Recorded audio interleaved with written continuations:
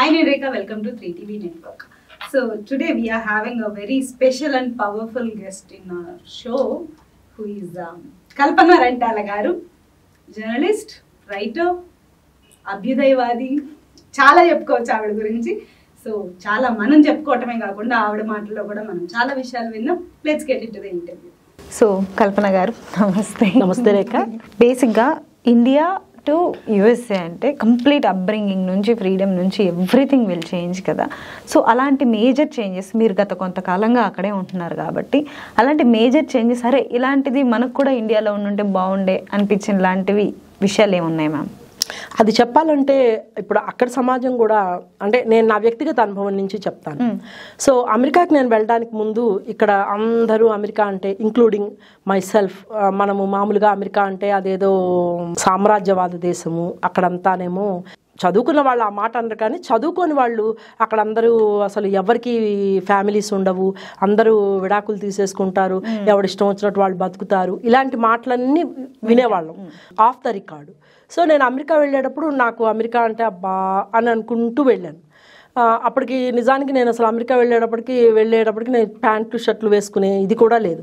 అమ్మో నేను ఎక్కడ చీర కట్టుకోవడం, వెళ్ళడానికి ముందే నేను కాస్త చూడీదార్లు వేసుకోవడం కొనుక్కొని తీసుకెళ్ళాను అనమాట. చాలా నాకు అంటే దుస్తులు మార్చుకోవడం కూడా కొంచెం ఇబ్బంది అయింది. కానీ నేను వెళ్ళిన ప్రదేశం చాలా శీతల ప్రదేశం, అక్కడ బాగా చలి స్నో పడుతుంది కాబట్టి నేను అక్కడ చీర కట్టుకొని నేను బయటికి వెళ్ళడం అనేది ఇంపాసిబుల్ అనమాట, అట్లీస్ట్ ఇన్ వింటర్.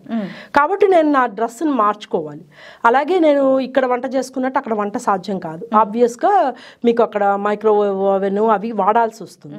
నెమ్మదిగా అలా మనము జీవన శైలికి అలవాటు పడతాము. ఇప్పుడు మీరు సామాజిక పరంగా అడిగిన ఆ మార్పులు అనేవి అవి మనకి మొదట మనం వెళ్ళినప్పుడు ఉన్నవి తర్వాత అలా నెమ్మదిగా మారుతూ వస్తాం కదా.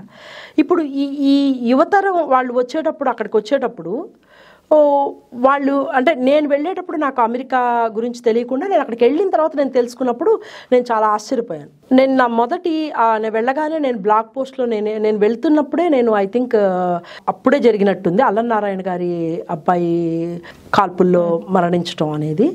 అయితే ఇంత చదువుకున్నాము అని అనుకున్న మనము అది చాలా దురదృష్టకరమైన సంఘటన, అది నిస్సందేహంగా అది జరగకూడని ఇది. అయితే మన పత్రికల్లో ఏం రాసామంటే ఒక నల్లవాడు మన పిల్లల్ని చంపినట్టుగా ఉంది. సో క్రైమ్ అనేది నల్లవాళ్ళు చేస్తున్నట్టుగా మనము ప్రొజెక్ట్ చేస్తాము. ఇప్పటికి కూడా జరుగుతుంది, అది అందులో డౌట్ లేదు. అది అక్కడ సమాజంలోనూ జరుగుతుంది, ఇక్కడ సమాజంలోనూ జరుగుతుంది. అయితే మనము ఆ ప్రాజెక్ట్ ఇవ్వడం వల్ల మనకి అక్కడికి వస్తూనే నల్లవాళ్ల పట్ల ఒక వ్యతిరేక భావంతో మనం ఎంటర్ అవుతాం. నా ఫస్ట్ బ్లాగ్ పోస్ట్ నేను నల్ల కామెర్లు అని పెట్టి రాశానమాట. నాకు వెళ్ళగానే నాకు అర్థమైపోయింది, అంటే నిజానికి వాళ్ళు అక్కడ సెకండ్ క్లాస్ సిటిజన్స్, మనము ఇంకా థర్డ్ క్లాస్ సిటిజన్స్ అవ్వాలి, కానీ మనం ఫస్ట్ క్లాస్ సిటిజన్స్ అవుతున్నాము, వాళ్ళు ఇంకా సెకండ్ క్లాస్ సిటిజన్స్ గానే ఉంటున్నారు. ఎందుకు? మన దగ్గర డబ్బు ఉంది, మన దగ్గర విద్య ఉంది, మనకు ఒక అవకాశం ఉంది. మనం వాళ్ళ దేశంలోకి వెళ్ళి మనం ఎక్కువ కష్టపడకుండానే మనం నిచ్చెనలో ఒక మెట్టు పైకి ఎక్కగలుగుతున్నాము. కానీ వాళ్ళు పావర్టీలోనే ఉండి వాళ్ళు ఎక్కడ ఉన్నారో అక్కడే ఉంటున్నారు. ఎందుకంటే ఆ దేశంలో ఉండే ఆర్థిక పరిస్థితులు, వాళ్ళకి అక్కడ చదువుకునే అవకాశం లేక వాళ్ళు 10th క్లాస్తోనే చదువు ఆపేసేసి, దానికి అది చాలా పెద్ద డిస్కషన్. నేను ఒక ప్రశ్నలో నేను సమాధానం చెప్పలేకపోవచ్చు. కానీ అంటే ఏంటంటే మనం వెళ్తూనే నల్లవాళ్ళ గురించి, వాళ్ళ సామాజిక జీవితం గురించి, వాళ్ళ వైవాహిక జీవితం గురించి, వాళ్ళ రిలేషన్షిప్స్ గురించి మనం అన్నీ ఒక ఫిక్స్డ్ నోషన్స్తో వెళ్తాం. వెళ్ళి ఆ కళ్ళతో వాళ్ళని చూడడం మొదలు పెడతాం. కానీ అక్కడ మనం వాళ్ళ సమాజంలో ఒక భాగం అయ్యి మనం అక్కడ జీవించడం మొదలు పెట్టాక మనకి అర్థమవుతుంది, మనకి నల్లవాళ్ళు కూడా మనలాంటి వాళ్ళే. నిజానికి మనం స్నేహంగా ఉండాల్సిందే నల్లవాళ్ళతో, ఎందుకంటే వాళ్ళు మనము ఇద్దరము కూడా మనము తెల్లవాడి కింద మనల్ని వాళ్ళు బానిసల్లా చూస్తారు కాబట్టి మన ఇద్దరం స్నేహంగా ఉండాలి. కానీ మన వాళ్ళు ఏం చేస్తారంటే నల్లవాడిని పక్కకు పెట్టేసేసి తెల్లవాడితో స్నేహం చేయడానికి ఎక్కువ చేతులు చేస్తారు. అలాగే నల్లవాళ్ళని మన వాళ్ళు రేసిస్ట్ కామెంట్స్ చేయడము, నల్లవాళ్ళని చూస్తూనే గజగజ వణికిపోయి వాడేదో పెద్ద, ప్రతి నల్లవాడు ఒక క్రిమినల్ గాను, ప్రతి నల్లవాడు ఒక దొంగగాను చూస్తూ అసలు ఆ నల్లవాళ్ళు ఉన్న ప్రదేశంలోకి వెళ్ళడానికో లేకపోతే నల్లవాళ్ళు ఉన్న చోట నివసించడానికో భయపడుతూ బెబ్బే మేము ఇక్కడ ఉండము అన్నట్టుగా ఇది చేస్తారు. అంటే మనము ఒక కుల వ్యవస్థ నుంచి మరో రకమైన రేసిస్ట్ సమాజంలోని వీటిల్ని మనమే పెంచి ప్రోత్సహిస్తున్నాము. సో అది మనకు అది అక్కడ జీవించడం ఇప్పుడు ఎప్పుడో వచ్చి ఒక వారం రోజులో 10 రోజులో లేకపోతే 2 నెలల్లో హైదరాబాద్లో అమెరికాలో ఉండడం వల్ల మీకు అమెరికా సమాజం అర్థం కాదు. మీరు ఎక్కడ ఉంటున్నారు, మీరు ఇక్కడి నుంచి అక్కడ కూడా ఒక డబ్బున్న సమాజంలోకి వెళ్ళున్నారనుకో, మీ చుట్టూ చాలా ప్రకృతి చాలా అందంగా ఉంటుంది, బ్రహ్మాండమైన రోడ్లు కనిపిస్తాయి, లేకపోతే అంతా అమెరికా అంతా చాలా డ్రీమ్గా భూతల స్వర్గంలాగా కనిపిస్తుంది. కానీ దట్స్ నాట్ కరెక్ట్. అమెరికాలో ఇక్కడికన్నా ఎక్కువ పావర్టీ ఉంది, అక్కడ హోమ్లెస్నెస్ ఉంది, అక్కడ బెగ్గర్స్ ఉన్నారు, అక్కడ డబ్బులు అడుక్కునే వాళ్ళు ఉన్నారు, అందరూ ఉన్నారు. ఇంతకన్నా దరిద్రంగా ఉంటాయి కొన్ని రోడ్లు, కొన్ని ప్రదేశాలు. శాన్ ఫ్రాన్సిస్కోలో కొన్ని రోడ్లు చూస్తే మనకి మన హైదరాబాద్ కన్నా లేకపోతేనేమో ఇంకేదో పల్లెటూరు కన్నా ఇంకా చండాలంగా ఉంటుంది. మనం అమెరికాలోనే ఉన్నామా అనిపిస్తుంది. మనం అసలు ఆ ప్రదేశానికి వెళ్లకుండా మనము పాష్ ఏరియాల్లో మనం నివసిస్తూ, మనం బెంజ్ కార్లో తిరుగుతూ, మనం BMW కార్లో తిరుగుతూ, మనము కార్ కింద పెట్టి మనం పెద్ద పెద్ద మాల్స్లోకి వెళ్ళి వచ్చేస్తే అమెరికా బాగుంది అనుకుంటారు. కాబట్టి నువ్వు సేమ్ సమాధానం అన్నమాట. నువ్వు ఏం చదువుతున్నావు, ఈ సమాజాన్ని నువ్వు ఎంత అర్థం చేసుకున్నావు తెలిస్తే తప్ప నీకు ఆ సమాజం మీద వ్యాఖ్య చేయడానికి నీకు ఇది లేదనమాట. ఓకే, లైఫ్ స్టైల్ చెప్పారు కాబట్టి అప్బ్రింగింగ్ ఎలా ఉంటుంది మ్యామ్ పిల్లలు పుట్టిన తర్వాత అంటే దానికి సంబంధించింది అది కూడా అంతే. మనం 2 ఎక్స్ట్రీమ్స్ అనమాట మనకి. అందుకే చెప్తున్నాను నేను, ఇవేంటంటే సింపుల్గా సమాధానాలు ఇచ్చే ప్రశ్నలు కాదు. 2 ఎక్స్ట్రీమ్స్ ఉన్నారు అక్కడ మన ఇండియన్ ఇమిగ్రెంట్స్, లేకపోతే మీరు NRIలేనండి, ఏ పేరైనా పెట్టండి. ఒకళ్ళేమో అసలు కంప్లీట్గా అమెరికాలో కూడా పిల్లల్ని ఫస్ట్ పాయింట్ ఏంటంటే అసలు అక్కడ పిల్లల్ని నార్మల్గా అమెరికన్స్ అయితే, అమెరికన్స్ ఇన్ ద సెన్స్ తెల్లవాళ్ళు కానీ లేకపోతే నల్లవాళ్ళు కానీ వాళ్ళు ఉద్యోగం చేసేటప్పుడు పిల్లల్ని డే కేర్లోనో ఎక్కడో వదిలిపెడతారు, లేకపోతే నానీల్ని పెట్టుకుంటారు, వాళ్ళకి డబ్బులు పే చేస్తారు, అట్లా చేస్తారు. మన వాళ్ళు వచ్చేటప్పటికి మన వాళ్ళు ఏం చేస్తారంటే ఈ డబ్బులు ఏమి ఖర్చు పెట్టకుండా ఇండియా నుంచి తల్లిదండ్రుల్ని అత్తమామల్ని తెప్పించుకుంటారు. వీళ్ళు 6 నెలలు వాళ్ళు 6 నెలలు ఉంటారు, వాళ్ళ ఇంట్లోనే ఉంటారు, వాళ్ళ పిల్లల్ని వాళ్ళే చూసుకుంటారు, వెళ్ళిపోతారు. వాళ్ళు బయట డే కేర్కి ఏమి వాళ్ళు ఏమి డబ్బులు కట్టరు. ఈ తల్లిదండ్రులు వస్తారు, వాళ్ళు ఫ్రీగా చూసి వెళ్ళిపోతారు. ఆబ్వియస్గా వీళ్ళు మన పిల్లల్ని మన పిల్లల్లానే పెంచుతారు. అంటే నేను మన భారతీయ మూలాల్ని వదిలిపెట్టుకోమని నేను చెప్పట్లేదు, కానీ వాళ్ళు అక్కడ కూడా చిన్మయ మిషన్కి పంపిస్తారు, అక్కడ కూడా శ్లోకాలు చెప్పించుకుంటారు, అక్కడ కూడా హిందూ దేవాలయాలకు తీసుకెళ్ళి పూజలు పునస్కారాలు చేయించుకుంటారు. I'm not questioning the religious beliefs, but I'm questioning మనము అమెరికాలో కూడా పూర్తి ఇండియన్స్ లాగా బ్రతకాలి అని అనుకునే ఒక వర్గం ఉంది. అక్కడ అసలు ఇక్కడ పిల్లల కన్నా ఎక్కువ అక్కడ లంగావోణీలు వేసుకునే పిల్లలు కానీ, వాళ్ళు సంప్రదాయబద్ధంగా ఉండడము, వాళ్ళు కూచిపూడి భరతనాట్యం నేర్చుకోవడము, వాళ్ళు సంప్రదాయ పాటలు నేర్చుకోవడము, సంగీతం నేర్చుకోవడం, డ్యాన్స్ నేర్చుకోవడం, ప్రతి ఒక్కటి చేస్తున్నారు. మంచా చెడాన్ని నేను మాట్లాడట్లేదు. ఒక వర్గం అలా ఉంటుంది, ఒక వర్గం ఏమో కంప్లీట్ అమెరికనైజ్ అయిపోయిన వర్గము. వాళ్ళు ఏంటంటే మనకి కుదరని, అంటే ఈ ఇండియన్ కల్చరల్ విషయాలు, అంటే భాష మాట్లాడతారు, సినిమాలు చూస్తుంటారు, వెళ్తుంటారు, ఏదో ఇండియా వచ్చినప్పుడు వెకేషన్కి ఇండియా అంటే ఏంటో తెలుసుకుంటారు, 4 రోజులు చిచి అనుకుంటారు, 2 రోజులు బాగుంది అనుకుంటారు, మళ్ళీ అక్కడ వెళ్ళిపోయి వాళ్ళు they are so happy to mingle in American society. So ఆ వర్గం కూడా ఉంది. కాబట్టి 2 కంప్లీట్ ఇదైన వాళ్ళు ఉన్నారనమాట. ఆ మిక్సింగ్ అనేది నీవు ఏ బ్రింగింగ్ నుంచి అబ్రింగింగ్ నుంచి వస్తున్నావు, ఏ ఫ్యామిలీ నుంచి వస్తున్నావు, ఆబ్వియస్గా ఏ కులం నుంచి వస్తున్నావు, నువ్వేం నేర్పిస్తున్నావు అనేది అక్కడ మీకు చాలా స్పష్టంగా కనిపిస్తుంది. అమెరికాలో కులాలు ఖచ్చితంగా ఉన్నాయి, ఇక్కడికన్నా చాలా ఎక్కువ ఉన్నాయి. కాబట్టి మీరు ఎవరిని కలుస్తున్నారు, ఎవరు ఎలా ఉంటున్నారు అనేది అది కేవలం అక్కడ ఏదో చెప్తుంటారనమాట. ఇండియా నుంచి అమెరికా వెళ్ళి అమెరికాలో ఇండియన్ ఫుడ్ మాత్రమే తింటూ, ఇండియన్ సినిమాలు మాత్రమే చూస్తూ, మళ్ళీ వెకేషన్కి ఇండియా వచ్చి ఇండియాలో బట్టలు కనుక్కొని మళ్ళీ వెళ్ళి అమెరికాలో ఉంటారు. అంటే ఏంటంటే అమెరికాలో ఇండియన్స్ లాగా బతికే ప్రయత్నం చేస్తున్నారు కొంతమంది, ఒక ఎక్స్ట్రీమ్కి వెళ్ళిపోయి. వాళ్ళు అసలు మొత్తం ధోవతులు కూడా కట్టుకుంటారు, రోడ్డు మీద అదేదో ఏమంటారు సంగీత కచేరీలు చేస్తారు, లేకపోతే ఉంచారోహణం చేస్తారు, త్యాగరాజ కీర్తనలు పాడుకుంటారు. మీరు ఇండియాలో కూడా ఆ సంస్కృతి చూడరు, అంత ట్రెడిషనల్గా ఉండే ఇవి ఉన్నారు. కొంతమంది పూర్తి అమెరికనైజ్ అయిపోయి అసలు తెలుగే మాట్లాడకుండా, వాళ్ళ పిల్లలకి తెలుగు నేర్పించాల్సిన పరిస్థితి కూడా లేకుండా, ఎప్పుడో మళ్ళీ వాళ్ళు కాలేజీలకు వెళ్ళినప్పుడు అప్పుడు మళ్ళీ వాళ్ళ మూలాలను వెతుక్కుంటూ తెలుగు నేర్చుకునే కుటుంబాలు కూడా ఉన్నాయి. ఓకే, అంటే ఈ మధ్య కాలంలో నేను ఒక యూట్యూబ్ ఇన్స్టా ఇన్ఫ్లుయెన్సర్ ఇంటర్వ్యూ చూసాను వేరే ఛానల్లో. తనేమందంటే ఇందాక మీరు చెప్పిన ఫస్ట్ కేసు లాంటిది, ఇక్కడ నుంచి గ్రాండ్ పేరెంట్స్ వస్తారు చూస్తారు, వన్స్ మేము సెకండరీ స్కూల్కి వెళ్ళినప్పుడు వాళ్ళు మమ్మల్ని ఎగతాళి చేస్తారు ఆ అప్బ్రింగింగ్ లేకపోవటం వల్ల అని. అప్బ్రింగింగ్ లేకపోవడం వల్ల అదే చెప్తున్నాను. అంటే ఇప్పుడు ఏంటంటే అది అమెరికన్ సమాజంలో ఎలా ఉంటుందంటే మీరున్న ఏరియాలోనే, అంటే ఇప్పుడు మీరు అంటే నాకు హైదరాబాద్ నాకు అంత ఫెమిలియర్ కాదు కాబట్టి నేను ఏరియాలు చెప్పడంలో తప్పు ఉంటే ఉండొచ్చు, కానీ నేను ఉదాహరణకు చెప్తున్నాను. సపోజ్ మీరు ఎక్కడో ఒక ప్రాంతంలో ఉండి మీరు హైదరాబాద్ పబ్లిక్ స్కూల్కి మీ పిల్లల్ని పంపించదలుచుకున్నారనుకోండి, అంటే అది మంచి స్కూల్ అని, అక్కడికి మీకు ఒక కారు ఉండి మీకు ఒక డ్రైవర్ ఉండి లేకపోతే మీరే వెళ్ళి దించుకుంటే మీరు వెళ్ళి మీ పిల్లల్ని మీకు ఇష్టమైన స్కూల్లో చదివించవచ్చు.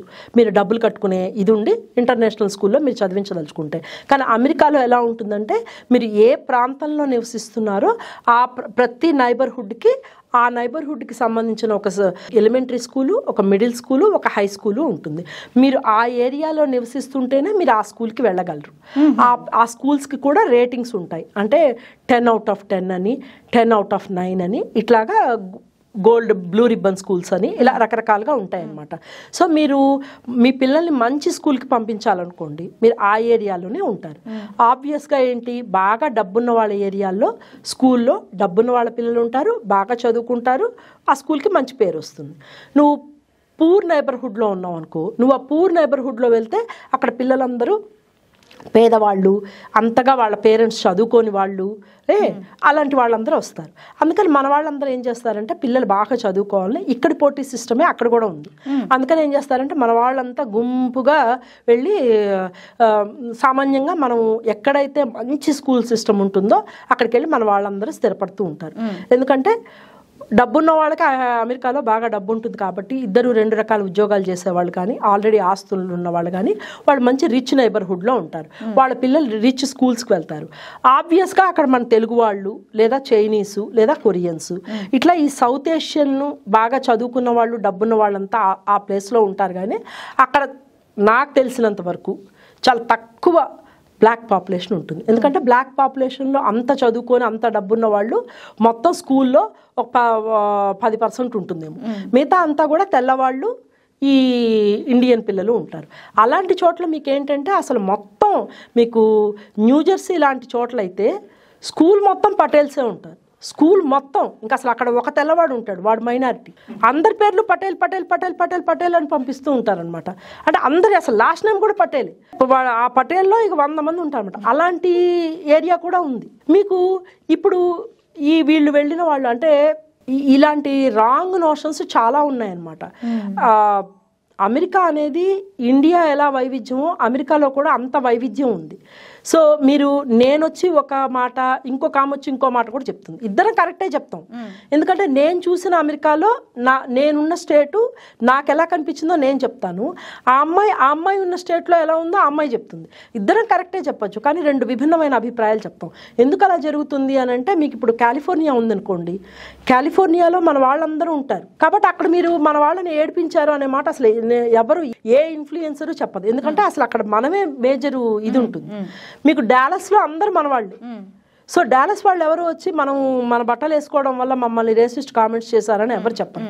న్యూయార్క్లో చెప్పరు, న్యూజెర్సీలో చెప్పరు. అదే మీరు ఎక్కడో అరిజోనాలోనో ఇంకో ప్లేస్లోకో వెళ్ళారనుకోండి, అలాంటి చోట్ల అసలు ఎవ్వరు ఇండియన్సే ఉండరు అనుకోండి, అలాంటి చోట్ల 1-2 ఇండియన్స్ వెళ్తే ఆబ్వియస్గా రేసిస్ట్ కామెంట్స్ వాళ్ళు ఫేస్ చేసి ఉండొచ్చు. కాబట్టి నేను ఆ అమ్మాయి చెప్పింది తప్పు అని నేను చెప్పట్లా. కాకపోతే ఏంటంటే అమెరికా మొత్తం ఒకే సిస్టమ్ లేదు కాబట్టే అమెరికాలో జీవితం ప్రతి వాళ్ళు వాళ్ళ అనుభవం నుంచి చెప్పాలి. ఆ అనుభవంలో ఎంత నిజాయితీ ఉన్నదనేది చెప్పేవాళ్ళని బట్టి ఆధారపడి ఉంటుంది. కాబట్టి ఆ అప్బ్రింగింగ్లో వాళ్ళు, అందుకనే మన వాళ్ళు ఇంటి దగ్గర తెలుగు మాట్లాడడం నేర్పించే వాళ్ళు ఉన్నారు. తెలుగు మాట్లాడితే ఇంగ్లీష్ రాదేమో అన్న భయం కొద్దీ అసలు తెలుగే మాట్లాడకుండా ఇంగ్లీష్ మాట్లాడని తల్లిదండ్రులే పిల్లల్ని ప్రోత్సహించి వాళ్ళు కూడా ఇంగ్లీష్, ఎందుకంటే అక్కడ ఇంగ్లీష్ మాట్లాడకపోతే మనకి నిలకడ లేదు. కాబట్టి ఆ సమాజంలో మనం మింగిల్ అవ్వాలి అంటే మనం ఇంగ్లీష్ నేర్చుకోవాలి, వాళ్ళల్లో వాళ్ళలాగా ఉండాలి. అంతేగాని నేను ఇదే బట్టలు వేసుకొని నేను అమెరికాలో నా ఉద్యోగానికి బట్టలు వేసుకొని నేను వెళ్ళను. వెళ్తే నేను ఆడ్గా కనిపిస్తాను. నేను అమెరికాలో ఉన్నప్పుడు నేను అమెరికన్ లాగా ఉంటాను కాబట్టి నేను జీన్స్ వేసుకుంటాను, నేను మొహాన్ని బొట్టు పెట్టుకోకుండా, ఎందుకంటే నేను దాని మీద నేను చాలా ఎక్స్ప్లెనేషన్స్ ఇవ్వాలి, ఇదేంటి అదేంటి ఇదంతా ఎందుకు అనుకుంటే నేను బొట్టు తీసేసి వెళ్తాను. So I want to be one of them. నేను వాళ్ళలోంచి విడిగా ఉండే ప్రయత్నం చేస్తున్నాను అంటే నేను ఆ సమాజంలో భాగం కానట్టు కదా. నేను ఆ సమాజంలో భాగం అవ్వాలి అంటే నేను వాళ్ళ మీద గౌరవం ఉండాలి, నాకు వాళ్ళ సంస్కృతిని నేను గౌరవించాలి. నా సంస్కృతిని నేను నా ఇంట్లో చేసుకుంటాను. నేను ఇంట్లో నేను తెలుగుదానిలో ఉంటాను, నేను తెలుగే మాట్లాడతాను, నేను తెలుగులోనే రాసుకుంటాను. అది నా వ్యక్తిగత ఇది. కానీ నేను బయటకు వెళ్ళినప్పుడు నేను అమెరికన్ లాగా ఉండడానికి నేను ఇష్టపడతాను in the sense it's more convenient for me. So that's why నేను చెప్పేది ఏంటంటే అది పూర్తిగా వ్యక్తిగతంగా ఉంటుందన్నమాట, రిలేటివ్ అది. సో అంటే ఈ ఎక్స్పీరియన్సెస్ లో నుంచి రాసేటివేనా మ్యామ్ మీరు రాసే? నా ఇదో కూడా కథల పుస్తకంలో ఉన్న కథలన్నీ 1-2 తప్ప మిగతా అన్ని అమెరికన్ సమాజానికి సంబంధించి చెప్పినవే. ఇంతవరకు ఎవరు మాట్లాడని విషయాలు. అమెరికన్ సమాజం గురించి ఇక్కడ నుంచి పిల్లలు ఇంకా రాయాల్సిన చాలా ఉంది. ఇక్కడ నుంచి యంగ్ జనరేషన్ వచ్చేటప్పుడు వాళ్ళకి మాల్స్లో సేల్స్ గురించి, గూచీ బ్యాగ్స్ గురించి, కాల్విన్ క్లీన్ బ్రాండ్స్ గురించి ఇవన్నీ తెలుసుకుంటారు. కానీ అక్కడ పిల్లల్ని పెంచేటప్పుడు మన వాళ్ళు చేసే పెద్ద పొరపాటు ఏంటంటే పిల్లల్ని ఈ బేబీ సిట్టింగ్స్కి వీటికి డబ్బులు అవుతాయని చెప్పేసి 8 ఏళ్ల పిల్లల్ని నువ్వు ఇంట్లో ఉండు, నువ్వు టీవీ చూస్తుండు, నేను బయటకు వెళ్ళి వస్తాను, మేము షాపింగ్కి వెళ్ళి వస్తాము, నువ్వు తలుపేసుకొని ఉండు అని చెప్పి వాళ్ళని ఇంట్లో ఒంటరిగా వదిలేసి వెళ్తూ ఉంటారు. అది చాలా తప్పనమాట. ఎవరైనా చూసి పోలీసులు కంప్లైంట్ ఇస్తే వాళ్ళ పిల్లల్ని తీసుకెళ్ళిపోయి వాళ్ళని సిస్టంలో పెట్టేస్తారు, వాళ్ళని అడాప్షన్కి ఇచ్చేస్తారు తప్ప వీళ్ళకి ఇచ్చేయరు అనమాట. అంత దారుణంగా ఉంటాయి. నీకు ఆ సమాజం గురించి అది తెలుసుకోకుండా నువ్వు వచ్చావు అనుకో, నీకు కష్టం కదా. అందుకని నువ్వు అమెరికా రావడం అంటే నువ్వు కేవలం అక్కడ డబ్బునో లేకపోతే అక్కడ సౌకర్యాలనో అక్కడ నీట్గా ఉండే రోడ్లను ఎంజాయ్ చేయడం మాత్రమే కాదు. అక్కడ గన్స్ ఉన్నాయి, అక్కడ క్రైమ్ ఉంది, అక్కడ లాంగ్వేజ్ ఉంది, అక్కడ వాళ్ళకంటూ ఒక సంస్కృతి ఉంది. వాళ్ళని మనం వీడు తెల్లవాడు, వీడు నల్లవాడు, వీడేమో లతీనో అని వాళ్ళని మనం మనకి అలవాటైన పద్ధతిలో వాడిని వెక్కిరించుకుంటే అది చాలా తప్పు కదా. మనం ఇప్పుడు వేరే వాడు అమెరికా వాడు మన దేశంలోకి వచ్చి మనల్ని ఏమన్నా అంటే మనం ఎంత ఫీల్ అవుతాం? మీరేంటి నిన్ను గుళ్ళు కట్టుకున్నారు, మీరేంటి ఇలాగా ఓ పక్కనేమో బట్టలు వేసుకుంటాం, ఒంటి నిండా బట్టలు వేసుకుంటాం, ఇంకో పక్కనేమో మన మీద అత్యాచారాలు జరిగాయని మనమే ఏడుస్తూ ఉంటాం. సో అందుకని మనము ఎవరైనా సరే ఎవరో ఒక తెల్లవాడు వచ్చి ఇక్కడ ఇండియన్ బట్టలు వేసుకుంటే మనం చాలా హ్యాపీ ఫీల్ అయిపోయి వాడు తెలుగు మాట్లాడారు, వాళ్ళేమో మన సంస్కృతిని అలవాటు చేసుకున్నారు అని. మరి మనం వాళ్ళ దేశంలోకి వెళ్ళి బతికినప్పుడు మనం కూడా వాళ్ళ సంస్కృతిని గౌరవించాలి కదా. అందుకు అంత మాత్రాన నువ్వు ఇండియన్నెస్ను వదులుకోమని నేను చెప్పట్లేదు. నువ్వు ఎక్కడ ఇండియన్గా ఉండాలో అక్కడ ఇండియన్గా ఉండాలి, ఎక్కడ నువ్వు అమెరికన్గా ఉండాలో అక్కడ అమెరికన్గా ఉండాలి. నీ భాష మీద, నీ సంస్కృతి మీద నీకు గౌరవం ఉండాలి. అట్ ద సేమ్ టైం నువ్వు ఏ దేశంలో ఉంటున్నావో ఆ దేశ పరిస్థితుల్ని, ఆ దేశ సంస్కృతిని నువ్వు గౌరవించాలి. వాళ్ళ పట్ల నువ్వు మర్యాదగా ఉండాలి. ఆ దేశంలో భాగమైనటువంటి ఆఫ్రికన్ అమెరికన్స్ పట్ల నీకు గౌరవం ఉండాలి. వాళ్ళు ఎంత కృషి చేస్తే ఈరోజు మనం వెళ్ళి అక్కడ వాళ్ళకి దక్కని అవకాశాలను మనం దక్కించుకుంటున్నామో నీకు ఆ అవగాహన ఉండాలి. అయితే మీ హౌస్ హోల్డ్ విషయానికి వస్తే మీలో 2 రైటర్స్ ఉన్నప్పుడు ఎలాంటి చర్చలు నడుస్తున్నాయి మీ ఇద్దరి మధ్య? ఇంట్లో అఫ్సరు నేను ఇద్దరం రైటర్స్మి. వాళ్ళ నాన్నగారు రైటరు, మా నాన్నగారు రైటరు. కాబట్టి మాది ఇద్దరివి రచయితల కుటుంబాల నుంచి వచ్చాం. కాబట్టి మా ఇంట్లో అయితే నేను, మా నాన్నగారు, మా పెద్దన్నయ్య రెంటాల సత్యనారాయణ, తర్వాత మా తమ్ముడు రెంటాల జయదేవ, సో ఇంట్లో 4 ఉండేవాళ్ళం అనమాట. కాబట్టి మాకు ఒక్కొక్కళ్ళం అంటే మా తమ్ముడు ఒక పత్రికలో పనిచేస్తే నేను ఇంకో పత్రికలో పనిచేసేదాన్ని, మా నాన్నగారు ఇంకో పత్రికలో పనిచేసేవాళ్ళం. కాబట్టి 3 పత్రికల వాళ్ళు ఇంట్లోనే ఉండేవాళ్ళం.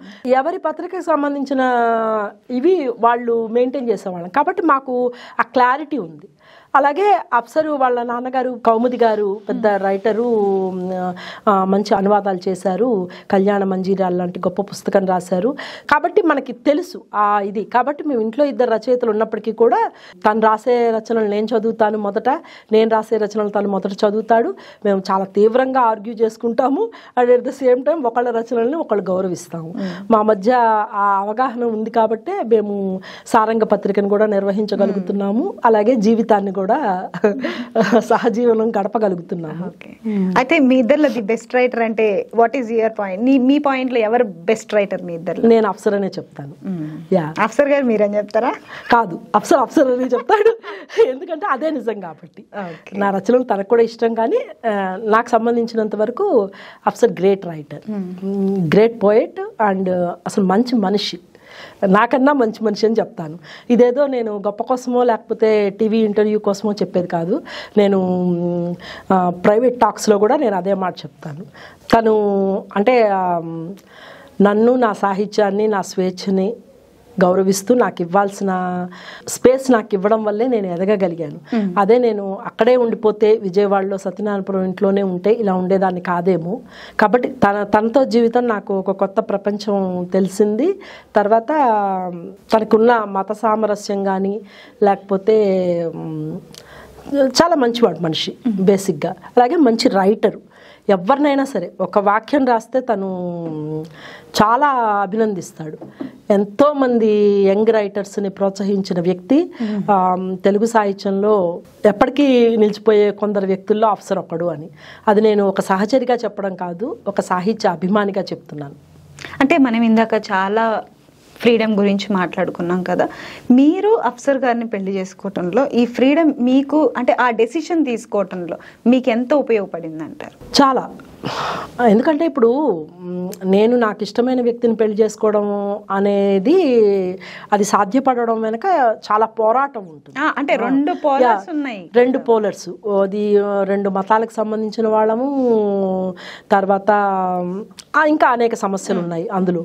అయినప్పటికీ కూడా మేము ఈ మార్గాన్ని ఎంచుకున్నాం కాబట్టి చాలా పోరాడి దాన్ని నిలబెట్టుకుని, ఇదేమి బెడ్ ఆఫ్ రోజెస్ కాదు ఈ లైఫ్. మేము చాలా సంఘర్షణ ఎదుర్కొన్నాము, వ్యక్తిగతంగా సామాజికంగా చాలా ఫేస్ చేశాము, అయినా నిలదొక్కున్నాం. అదేమి అంటే ఓకే అసలు ఏ గొడవలు లేకుండా ఇట్లా కాకుండా ఉన్నది మొదలుపెట్టిన జీవితం కాదు. సో ఎన్నో పోరాటాల మధ్య ఇది చేసుకొని మేము మాకు కావాల్సిన ఇది తీసుకోవడంలో మా ఇద్దరికి కూడా స్వేచ్ఛ ఉంది. ఆ స్వేచ్ఛను మేము ఇప్పటిదాకా కాపాడుకుంటూ వచ్చాము. ఎవరి పర్సనల్ స్పేసు మేము వదులుకోలేదు.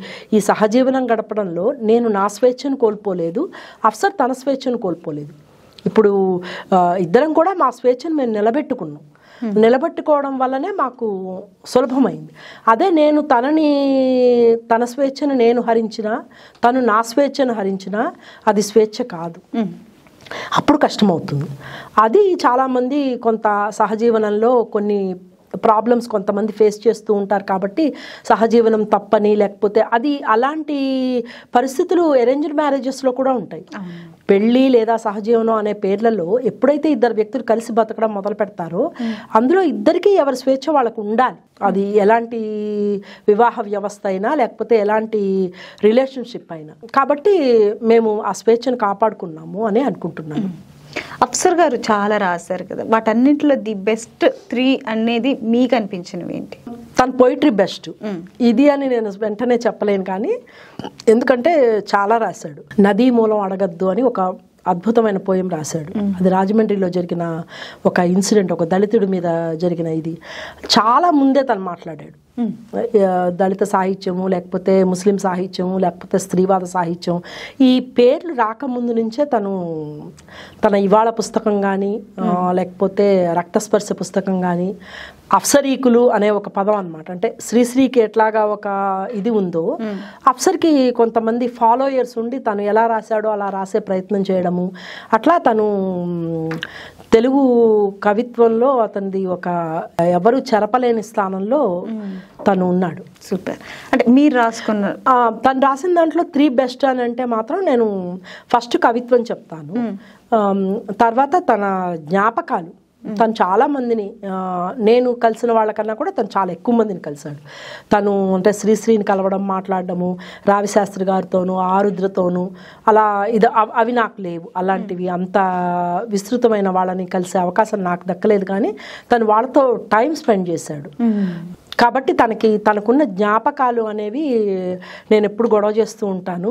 అవి వీలైతే ఆడియో కానీ వీడియో కానీ అని. అలాగే రాయడము, కనీసం రాయడం కష్టమైతే తను చాలా బిజీగా ఉంటున్నాడు తన రీసెర్చ్ వర్క్, తర్వాత కాలేజీలో ఉద్యోగం వాటిలతో.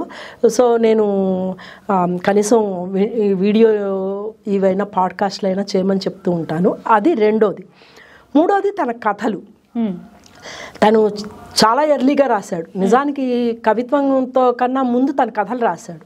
అయితే మధ్యలో తన కథలను వదిలేసి మళ్ళీ కవిత్వంలోకి వచ్చాడు. మళ్ళీ తర్వాత తను కథల్లోకి వచ్చాడు.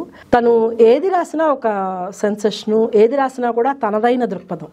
అటు సాహిల్ వస్తాడు కథ కానీ, సాహిల్ వస్తాడు లేకపోతే తన రీసెంట్ కథ డియర్ మేరీ కానీ, ఇవన్నీ కూడా అంటే చాలా తను ఒక కొత్త చూపుతో చూస్తాడు దేన్నైనా సరే.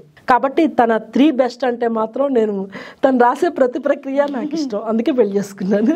పెళ్లి కాదు, సహజీవనం అనండి. అఫ్సర్ గారి నుంచి మీరు ఆ అనే మూమెంట్ ఏది మ్యామ్, అది ఫీల్ అయిన మూమెంట్? మత సామరస్యం అండి.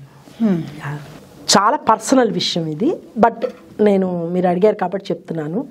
అంటే నేను హిందువుగా పుట్టాను. అంటే మతం మీద గౌరవం ఉంది. మతం అనేది ఎప్పుడు వ్యక్తిగతం. నువ్వు దేవుడిని పూజిస్తావా లేదా, లేకపోతే నీకు దేవుడు అంటే భక్తి ఉందా లేదా, నీకు పలానా దేవుడు అంటే భక్తి ఉందా లేదా, లేకపోతే బొట్టు పెట్టుకుంటామా లేదా, ఇది ఒక అందులో చాలా ఉన్నాయి. నీకు హిందువు అంటే నువ్వు హిందువుగా, అది అది చాలా పెద్ద కాంప్లెక్స్ టాపిక్. బట్ నేను ఒక దాంట్లో పుట్టాను, తను ఒక దాంట్లో పుట్టాడు కదా. తను ఎప్పుడు కూడా నన్ను మతం మారమనో లేకపోతే మతం మారితేనే మనము ఇలా ఉండాలనో ఇలాంటివి ఏమీ లేకుండా తన నమ్మకాలు తన విశ్వాసాలు తనవి, నా నమ్మకాలు నా విశ్వాసాలను ఏ రోజు కూడా తను ప్రశ్నించలేదు, లేకపోతే అభ్యంతరం చెప్పలేదు, బలవంత పెట్టలేదు. ఈ రోజు వరకు 30 ఏళ్ళు దాటిపోయింది. మేము రచనల విషయంలో కూడా, సాహిత్యం విషయంలో కూడా నాకు విశ్వనాథ్ అంటేనో చలం అంటేనో లేకపోతే పోతన్ అంటేనో చాలామంది నమ్మరు. నాకు ఇష్టమైన రైటర్స్ చలము విశ్వనాథాను పోతన నాకు ఇష్టమైన రైటర్స్ అంటే చాలామంది నమ్మరు. నేను ఏదో ఫెమినిస్ట్ని అది ఇది అని అనుకుంటాను. బట్ నేను వాళ్ళ వర్క్ గురించి మాట్లాడుతున్నాను. ఆ వర్క్కున్న రిలీజియస్ ఆస్పెక్ట్ కాదు నేను మాట్లాడుతుంది. కాబట్టి తను ఆ స్వేచ్ఛ ఇచ్చినప్పుడు చాలామంది ముస్లింల గురించి చాలా వ్యతిరేకమైన కామెంట్స్ చేస్తారు. అంటే హిందువుల అమ్మాయిల్ని పెళ్లి చేసుకొని మతం మార్పించేసేసారు, లేకపోతే వాళ్ళు హిందూ మతాన్ని చేయడం కోసం చేస్తారు. కానీ తను ఎప్పుడు అది చేయలేదు. అలాంటి సన్నివేశంలో నేను ఇలాంటి వ్యక్తిని నేను నిజంగా నేను ప్రేమించిన వ్యక్తికి ఆ క్వాలిటీస్ ఉన్నాయి. ఒక మంచి మనిషి, అది ఏ కులము ఏ మతము అన్నది కాదు కదా, అలాంటి మంచి మనిషి అని నాకు అర్థమైనప్పుడు నేను అనుకున్న ఆహా మూమెంట్ ఉంది. అప్పుడు ఒక పాటలో ఉంటుంది, ఇది కాదా ఎల్ఓవి. అయితే మ్యామ్ మీరు టుగెదర్ స్టార్ట్ చేసింది సారంగా వెబ్ మ్యాగజైన్. దాంతో చాలా మంది డెబ్యూ రైటర్స్ ఇంట్రడ్యూస్ అయ్యారు. ఇంకా అది సక్సెస్ఫుల్ గా రన్ అవుతుంది అంటే బిహైండ్ ద పిల్లర్స్ మీరు అఫ్సర్ గారు. సో అసలు మీరు స్టార్ట్ చేయడానికి వెబ్ మ్యాగజైన్ ని వాట్ ఈస్ ద రీజన్, ఇంత సక్సెస్ఫుల్ గా తీసుకెళ్ళడానికి వాట్ ఈస్ ద రీజన్, ఇంతమంది డెబ్యూటెంట్స్ ని ఇంట్రడ్యూస్ చేయడానికి వాట్ ఈస్ ద రీజన్? అంటే ఇది అనుకోని ఇదేదో ఇలా చేద్దామని అనుకుని మొదలుపెట్టిన పత్రిక కాదు. అయితే మనకి ప్రింట్ మీడియాలో సాహిత్యానికి స్పేస్ తక్కువైపోయింది అన్న విషయం మాకు తెలుసు. అది మేము కూడా ఫేస్ చేస్తూ ఉన్నాము మేము అక్కడికి వెళ్ళిన తర్వాత. అలాగే మేము ఇక్కడ పనిచేసినప్పుడు కూడా అప్సరు ఆంధ్రజ్యోతి సాహిత్య వేదికను డిజైన్ చేసి స్టార్ట్ చేసిన వాళ్ళల్లో తను ప్రధానం అనమాట. సో తనకి అది ఫస్ట్ నుంచి కూడా, నేను సాహిత్య పత్రికలు నిర్వహించలేదు కానీ నేను సాహిత్యం సంబంధించి రచనలు చేసేదాన్ని. కానీ తను మాత్రం ఒక సాహిత్య పత్రికకి ఎడిటరు, లేకపోతే సండే మ్యాగజైన్కి ఎడిటరు, అట్లాంటి పాత్రలు నిర్వహించినవాడు. అట్ ద సేమ్ టైం ఆంధ్రభూమిలో వెన్నెల అని సినిమా పేజీ. అప్పుడు కూడా తను అటు ఆంధ్రజ్యోతి సాహిత్య వేదిక నండూరి గారి సమయంలో తను నిర్వహించినప్పుడు కానీ, ఆంధ్ర భూమిలో తను సండే ఇన్ఛార్జ్గా ఉన్నప్పుడు, అలాగే వెన్నెల ఇన్ఛార్జ్గా ఉన్నప్పుడు, అందులో సాహితీ పత్రికకి ఇన్ఛార్జ్గా ఉన్నప్పుడు తను అప్పుడే అసలు ఎంతోమంది రైటర్స్ని తను ఎంకరేజ్ చేసి, అంటే ఒక మంచి కవిత రాగానే టక్కును గుర్తుపట్టేస్తాడు అనమాట. పట్టేసేసి వీళ్ళలో ఉంది, స్పార్క్ ఉందని తెలియంగానే వాళ్ళని ఎంకరేజ్ చేస్తాడు. అంతేగాని ఎవరి మీద అసూయ పెట్టుకోవడము, వీడు నన్ను దాటి ముందుకెళ్ళిపోతాడేమో, నన్ను తొక్కేసి వెళ్ళిపోతాడేమో, అలాంటి ఆలోచనలు కూడా అతనికి అసలు అలాంటివి రావు అతనికి. అది అతనిలోని ఒక వ్యక్తిగా మంచి సుగుణము, ఒక ఎడిటర్గా ఉండాల్సిన ప్రధానమైనటువంటి లక్షణం. అది అఫ్సర్లో ఉంది. అప్పటికి మేము అమెరికా వెళ్ళేటప్పటికే అక్కడ ఉన్న ఈ మాట మాసపత్రిక చాలా ఫేమస్. అందులోనే కొంచెం డయాస్పోరా రైటర్స్ రాస్తూ ఉండేవాళ్ళు. అక్కడి నుంచి మనం ఏదైనా రాసినా కూడా మేము ఇలాగ ఆంధ్రజ్యోతి సండేకి లేకపోతే మిగతా పత్రికలు వాటికి పంపిస్తూ ఉండేవాళ్ళు. అయితే ఆ పత్రికల్లో స్పేస్ చాలా తక్కువ ఉండడం వల్ల మాకు అనిపించింది, అరే మనం ఇక్కడ ఉన్నాము, దీనికి పెద్ద ఖర్చు కాదు కాదు కదా, మనము సాహిత్య పత్రిక ఎందుకు పెట్టకూడదు అని చెప్పేసి ఒక ఫ్రెండ్ రాజ్ కారంచేడు అని, నిజానికి పెట్టుబడి అంటే ఆ ఒక సైట్ తీసుకొని అదంతా చేయడం అంతా అతని ఇదనమాట. చాలా మంది నమ్మినా నమ్మకపోయినా మేము అక్కడ మిడిల్ క్లాస్ వాళ్ళము, చాలా మంది లాగా మేము అక్కడ డబ్బున్న వాళ్ళం కాదు, అమెరికన్ ఫారిన్ రిటర్న్డ్ కాదు ఎన్ఆర్ఐ. సో అందువల్ల అతను మొత్తం నేను చూసుకుంటాను అని చెప్పి బుక్స్ కూడా పబ్లిష్ చేద్దాము అని తను చాలా ఇన్స్పైరింగ్గా ముగ్గురం కలిసి, అసలు అతను మమ్మల్ని చూడలేదు, మేము అతను చూడలేదు, జస్ట్ బ్లాగ్స్ ద్వారా పరిచయం అనమాట. తను మా పోయిటరీని చదివి తను ట్రాన్స్లేట్ చేశాడు రాజ్ కారంచేడు అని. అలా మాకు స్నేహం పెరిగి సో మేము సాహిత్య చర్చలు చేస్తున్నప్పుడు why can't we start a publishing and magazine అని అనుకున్నాం అనమాట. తెలుగులో మంచి పుస్తకాలు ప్రచురించాలి అని, దానికి తోడు మంచి పత్రిక కూడా నిర్వహించాలి అని. అప్పుడు ఇక అప్సరు నేను తను ముగ్గురం కలిసి సారంగ పత్రిక స్టార్ట్ చేశాము. పత్రిక పబ్లిషింగ్ రెండు ఒకటేసారి స్టార్ట్ చేశాము. సారంగ పత్రిక ద్వారా, సారంగ పబ్లిషింగ్ ద్వారా మేము అనేక అని మొత్తం సాహిత్య కవిత్వ సంకలనం ఒకటి తీసుకొచ్చాము. తర్వాత మా ఫాదర్ రాసిన యమకూపం మళ్ళీ రీప్రింట్ చేశాము. మా తన్హాయి నవలని సారంగ తరఫునే పబ్లిష్ చేశాము. అట్లా మిగతా వాళ్ళ రైటర్స్ని కూడా.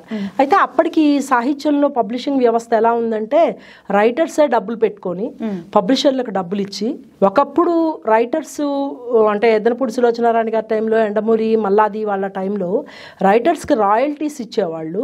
ఆ స్థితి నుంచి పబ్లిషర్సే డబ్బులు పెట్టుకుని పుస్తకాలు వేసుకునే స్థితి ఉందన్నమాట. మేము సారంగ పత్రిక మొదలు పెట్టేటప్పటికి పాపం ప్రతి రైటరు కూడా 25,000 30,000 పెట్టి వాళ్ళ పుస్తకం వేసుకొని పబ్లిషర్స్కి ఇచ్చి, పుస్తకం అమ్ముడు పోయినా సరే రైటర్స్కి ఏమాత్రం రాయల్టీ ఇవ్వని పరిస్థితిలో దుస్థితిలో రైటర్స్ ఉన్నప్పుడు మేము రాజ్ కారంచేడు తనన్నాడు, మనము అలాగ కాదు, రైటర్స్ని మనం గౌరవించాలి, మనం సారంగ తరఫున ఏ పుస్తకం ప్రచురించినా కూడా డబ్బులు సారంగానే పెట్టుకుంటుంది, నేనే పెట్టుకుంటాను, అలాగే ఆ పుస్తకం అమ్ముడుపోతే రాయల్టీస్ మనం ఇస్తాము, అంతేగాని రైటర్స్ దగ్గర డబ్బులు తీసుకోవడం కాదు అని చెప్పి మేము అనేక పుస్తకంలో ఒక 100 మంది కవులవి మనము కవిత్వ సంకలనం వేసినప్పుడు డబ్బులు తక్కువే కావచ్చు, వాళ్ళవి 2 కవితలు తీసుకున్నందుకు మేము 500 రూపాయలు ప్రతి వాళ్ళకి ఇచ్చి 2-3 కాపీలు ఇచ్చి అట్లా చేసామన్నమాట.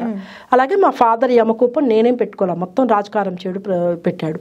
నా తన్హాయి పుస్తకానికి 1,00,000 రూపాయలు ఖర్చు అయింది, తనే పెట్టుకున్నాడు. అట్లా మేమే డబ్బులు పెట్టుకొని పుస్తకాలు వేసామన్నమాట. అయితే అది మాకు ఎక్కడ ఇబ్బంది అయిందంటే, మేము అమెరికాలో ఉండడము, ఇక్కడ పుస్తకాలు పబ్లిషింగ్ని మార్కెటింగ్కి ఇచ్చినప్పుడు ఏ మార్కెటింగ్ సంస్థ కూడా మాకు తిరిగి డబ్బులు ఇవ్వకపోవడం వల్ల మేము పెట్టుబడి పెట్టడమే కానీ దాని నుంచి పైసా కూడా రాలేదు. సో అప్పుడున్న ఆర్థిక పరిస్థితుల వల్ల మేము సారంగ పబ్లిషింగ్ని మేము కంటిన్యూ చేయలేకపోయాము.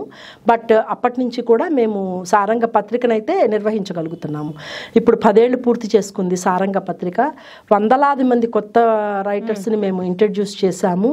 ఇక్కడ ఎప్పుడైతే ప్రింట్ మీడియా లేదో, ప్రింట్ మీడియాలో స్పేస్ లేదు, ఆబ్వియస్గా వాళ్ళందరూ కూడా సారంగ వైపు మళ్ళీ అప్పుడిప్పుడే యూనికోడ్ వచ్చింది, యూనికోడ్ని చేసుకుని అందరూ మాకు పంపించారు. మొదట్లో కొంత ఇబ్బంది పడ్డాము, ఎందుకంటే కొంతమంది పెద్ద రైటర్స్కి తెలుగులో కంపోజింగ్ చేయడం అనేది రాదు కాబట్టి వాళ్ళు రాసి పంపించేవాళ్ళు. అప్పుడు దానికి మేము మళ్ళీ ఒక DTP ఆపరేటర్ని పెట్టుకొని వాళ్ళకి పే చేసి అలా చేయాల్సి వచ్చింది. అలా ఆర్థికంగా మొదట్లో కొంత ఇబ్బంది పడ్డాము.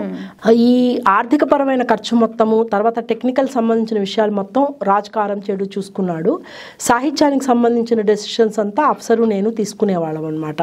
సో మా ముగ్గురం అలాగ షేర్ చేసుకున్నాము బాధ్యతల్ని, అందులో చేసుకొని అట్లా. సో దురదృష్టకరంగా సారంగ పబ్లిషింగ్ మేము ముందుకు తీసుకెళ్ళలేకపోయాము. బట్ పబ్లిష్ చేసిన పుస్తకాలన్నింటికి మంచి పేరు వచ్చింది. సారంగ పబ్లిష్ చేసిందంటే అది మంచి పుస్తకము అన్న పేరుతోనే మేము ఆపేసుకున్నాం తప్ప రైటర్ల దగ్గర నుంచి డబ్బులు తీసుకొని ఎదిగిన పబ్లిషింగ్ సంస్థ మాది కాదు. అలా మేము ఏ రైటర్కి కూడా అన్యాయం చేయలేదు. సారంగ వల్ల లబ్ధి పొందిన రైటర్స్ ఉన్నారు, కానీ మేము ఆ స్టాండ్ తీసుకున్నాం అనమాట.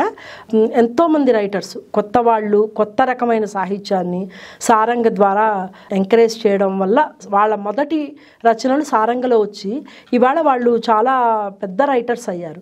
అది మాకు ఎప్పుడు గర్వకారణం. మేము రాగానే వాళ్ళు ప్రతి పుస్తకంలో కూడా ఇవి పబ్లిష్ చేసిన సారంగ ఎడిటర్లకి ధన్యవాదాలని మమ్మల్ని ప్రత్యేకంగా పేరుతో ప్రస్తావించడం మాకు చాలా ఆనందంగా ఉంటుంది. అయితే సారంగకి సంబంధించిన సాహిత్యం చర్చలు మీ ఇద్దరే తీసుకుంటారు కాబట్టి, డెసిషన్స్ మీ ఇద్దరే తీసుకుంటారు కాబట్టి, అంటే ఒక్కొక్కసారి ఒక్కొక్క కథ అప్సర్ గారికి నచ్చొచ్చు, మీకు నచ్చకపోవచ్చు, ఒక్కొక్కటి మీకు నచ్చొచ్చు, ఆయనకి నచ్చకపోవచ్చు. ఇలాంటి వాదోపవాదనలు మీ ఇద్దరి మధ్య ఎలా నడుస్తుంటాయి? డెఫినెట్గా ఉంటాయి. ఎందుకంటే ఇప్పుడు కొన్ని కథలు నాకు నచ్చుతాయి, కొన్ని కథలు తనకి నచ్చవు. అయితే మేమిద్దరం మొదటే అనుకున్న దాని ప్రకారం ఏంటంటే, మేము జర్నలిస్టులుగా పనిచేసాము. తర్వాత నేను ఇందాకే చెప్పినట్టు అప్సర్కి ఒక ఎడిటర్గా ఆల్రెడీ తనకి ఒక అనుభవం ఉంది. కాబట్టి మేమేంటంటే మా ఇష్టాలతో సంబంధం లేకుండా పత్రికని పత్రికలాగా చూస్తూ ఆ రచనకి సాహిత్య విలువ ఉందా లేదా, అంతేగాని నాకు నచ్చిందా అప్సర్కి నచ్చిందా అన్నది కాదు. నాకు నచ్చని కథలు వేశాము, అప్సర్కి నచ్చని కథలు వేశాము, కవిత్వం కూడా వేశాము. దాన్ని మేము అలా మాత్రమే చూస్తాము. అంటే ఈ రచనకి ప్రచురించే అర్హత ఉందా లేదా అన్న పారామీటర్స్ నుంచి చూసి మేము రచనని ఆ స్థాయిని నిర్ణయిస్తున్నాము. ఒక్కొక్కసారి అంటే ఇప్పుడు మనం కొత్త నీరు రావాలి సాహిత్యంలో అన్నప్పుడు పత్రికల్లో మీరు కొత్త వాళ్ళని అంత ఎంకరేజ్ చేయడం కనిపించకపోవచ్చు, ఎందుకంటే ఇదేదో బాలేదు ఈ కవిత అని. కానీ మాకేంటంటే ఆన్లైన్లో మనము అంటే ఇప్పుడు ఇందాక నేను మీకు చెప్పినట్టుగా ఒక కవిత్వం మొత్తంలో ఒక వాక్యంలో కవిత్వం ఉన్నా కూడా ఓకే, వీళ్ళని ఎంకరేజ్ చేస్తే వీళ్ళు డెవలప్ చేసుకొని ఇంకొంచెం బాగా కవిత్వం రాయగలరు అన్న ఆశ మాకు ఆ రచనలో కనిపించినప్పుడు మేము ఎంకరేజ్ చేసి రాయడం వల్ల వాళ్ళని ఇంప్రూవ్ చేసుకొని ఇవాళ పెద్ద పెద్ద రైటర్స్గా వాళ్ళు యువ సాహిత్య పురస్కారాలు, పెద్ద పెద్ద అవార్డులు, వాళ్లే పబ్లిషర్స్ కింద మారిన ఈ సందర్భాలు ఇవన్నీ ఉన్నాయి. అంటే ఏంటంటే మనం ఆ రోజు వాళ్ళని గుర్తుపట్టి వేయగలిగాం కాబట్టి వాళ్ళు ఈరోజు ఈ స్థాయికి, అంటే సారంగ వల్లే వాళ్ళు వచ్చారని నేను చెప్పట్లా, సారంగ వాళ్ళకు ఒక ప్లాట్ఫామ్ అయింది, ఆ వేదికను వాళ్ళు అందిపుచ్చుకున్నారు. అది మీకు ప్రింట్ మీడియాలో లేకుండా పోయింది. అందువల్ల వెబ్ మ్యాగజైన్స్ ఎప్పుడు ఏ టైంలో రావాలో కరెక్ట్గా సారంగా ఆ టైంలో వచ్చింది. సూపర్. ఇప్పుడు మీరు కవిత్వం రాశారు, కథలు రాశారు, నవలు రాశారు. కథలు, కవిత్వం, నవలు తీసుకుంటే ఏది బెస్ట్ అంటే మీ పాయింట్లో ఏంటి? బెస్ట్ అంటూ ఏముండదు. ఏ ప్రక్రియకు ఉండే గౌరవం కానీ, ఏ ప్రక్రియకు ఉండే అభిరుచి, అభినివేశము ఇవన్నీ కూడా దేనిది దాందే. ఒకదాన్ని ఒకదానితో అంటే యాపిల్స్ అండ్ ఆరెంజెస్ని పోల్చలేం కదా, అట్లాగే కవిత్వాన్ని కథని ఏమీ పోల్చలేము. కానీ కవిత్వం మోర్ అంటే వైయక్తికం. అంటే కొన్ని ఇన్సిడెంట్స్ జరిగినప్పుడు ఆటోమేటిక్గా మనం ఆ ఆవేశంతో రాస్తాము. చాలాసార్లు మన మనసు స్పందించినప్పుడు మనం కవిత్వం రాస్తాం, అది బాధ కానీ సంతోషం కానీ. వచనంలోకి వచ్చేటప్పటికి మీకు ఒక తార్కికమైనటువంటి ఆలోచనని పెట్టాలి. అంటే మీరు ఇలా ఒక ఆలోచన రాగానే కథ రాసేము, ఒకవేళ అలా రాసేవాళ్ళు ఉండొచ్చు కానీ దాంట్లో క్వాలిటీ తక్కువ ఉంటుంది. కాబట్టి మీరు 1-2 సార్లు తిరగరాయడము, దాన్ని చెక్కడము, ఇంతకన్నా ఇలా బాగా రాయగలము, లేకపోతే ఇంకో కోణం నుంచి ఎలా చెప్పగలము, ఇవన్నీ చేస్తాం. కాబట్టి కథ రాయడం ఇంకొంచెం కష్టం కవిత్వం రాయడం కన్నా. కవిత్వం కూడా రాయడం కష్టమే. తిలక్లాగా కవిత్వం రాయడము, కృష్ణశాస్త్రిలాగా కవిత్వం రాయడము అంత ఈజీ ఏం కాదు. బైరాగిలాగా కవిత్వం రాయడము అంత మాత్రాన అందరూ తిలక్లాగా అందరూ బైరాగిలాగా రాయలేరు, రాయక్కర్లేదు కూడా. మనము ఎవరినైనా అనుకరించక్కర్లేదు, అనుసరించాలి, అంతే కదా. అది అలాగే కథకు వచ్చేటప్పటికి ఇది నవల ఇంకా కష్టం. మీరు మొత్తం ఒక సమాజాన్ని, ఒక జీవితం మొత్తాన్ని చూపించాలి కదా. సో కథ కన్నా కష్టమైంది నవల.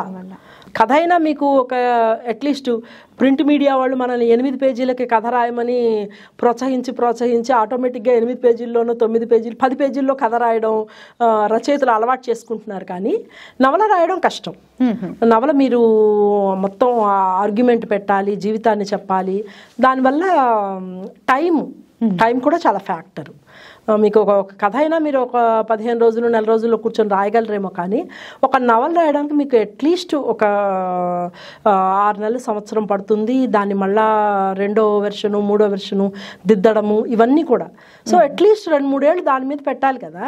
అంత టైం ఉండి పెట్టే రైటర్స్ ఎంతమంది ఉన్నారు, ఎట్లా రాస్తున్నారు అనేది ఒక ఇది. అంటే ఇప్పట్లో చాలా చదవటం అనేది చాలా తగ్గింది కాబట్టి, రీడర్స్ తగ్గిపోయారు కాబట్టి, ఇప్పుడున్న రీడర్స్కి ఏది రీచబిలిటీ ఎక్కువ ఉంటుందని మీరు అనుకుంటున్నారు? తగ్గిపోయిందంటే మీరు అది ఎందుకనో నేను చెప్పలేకపోతున్నాం మేము ఎవరం కూడా.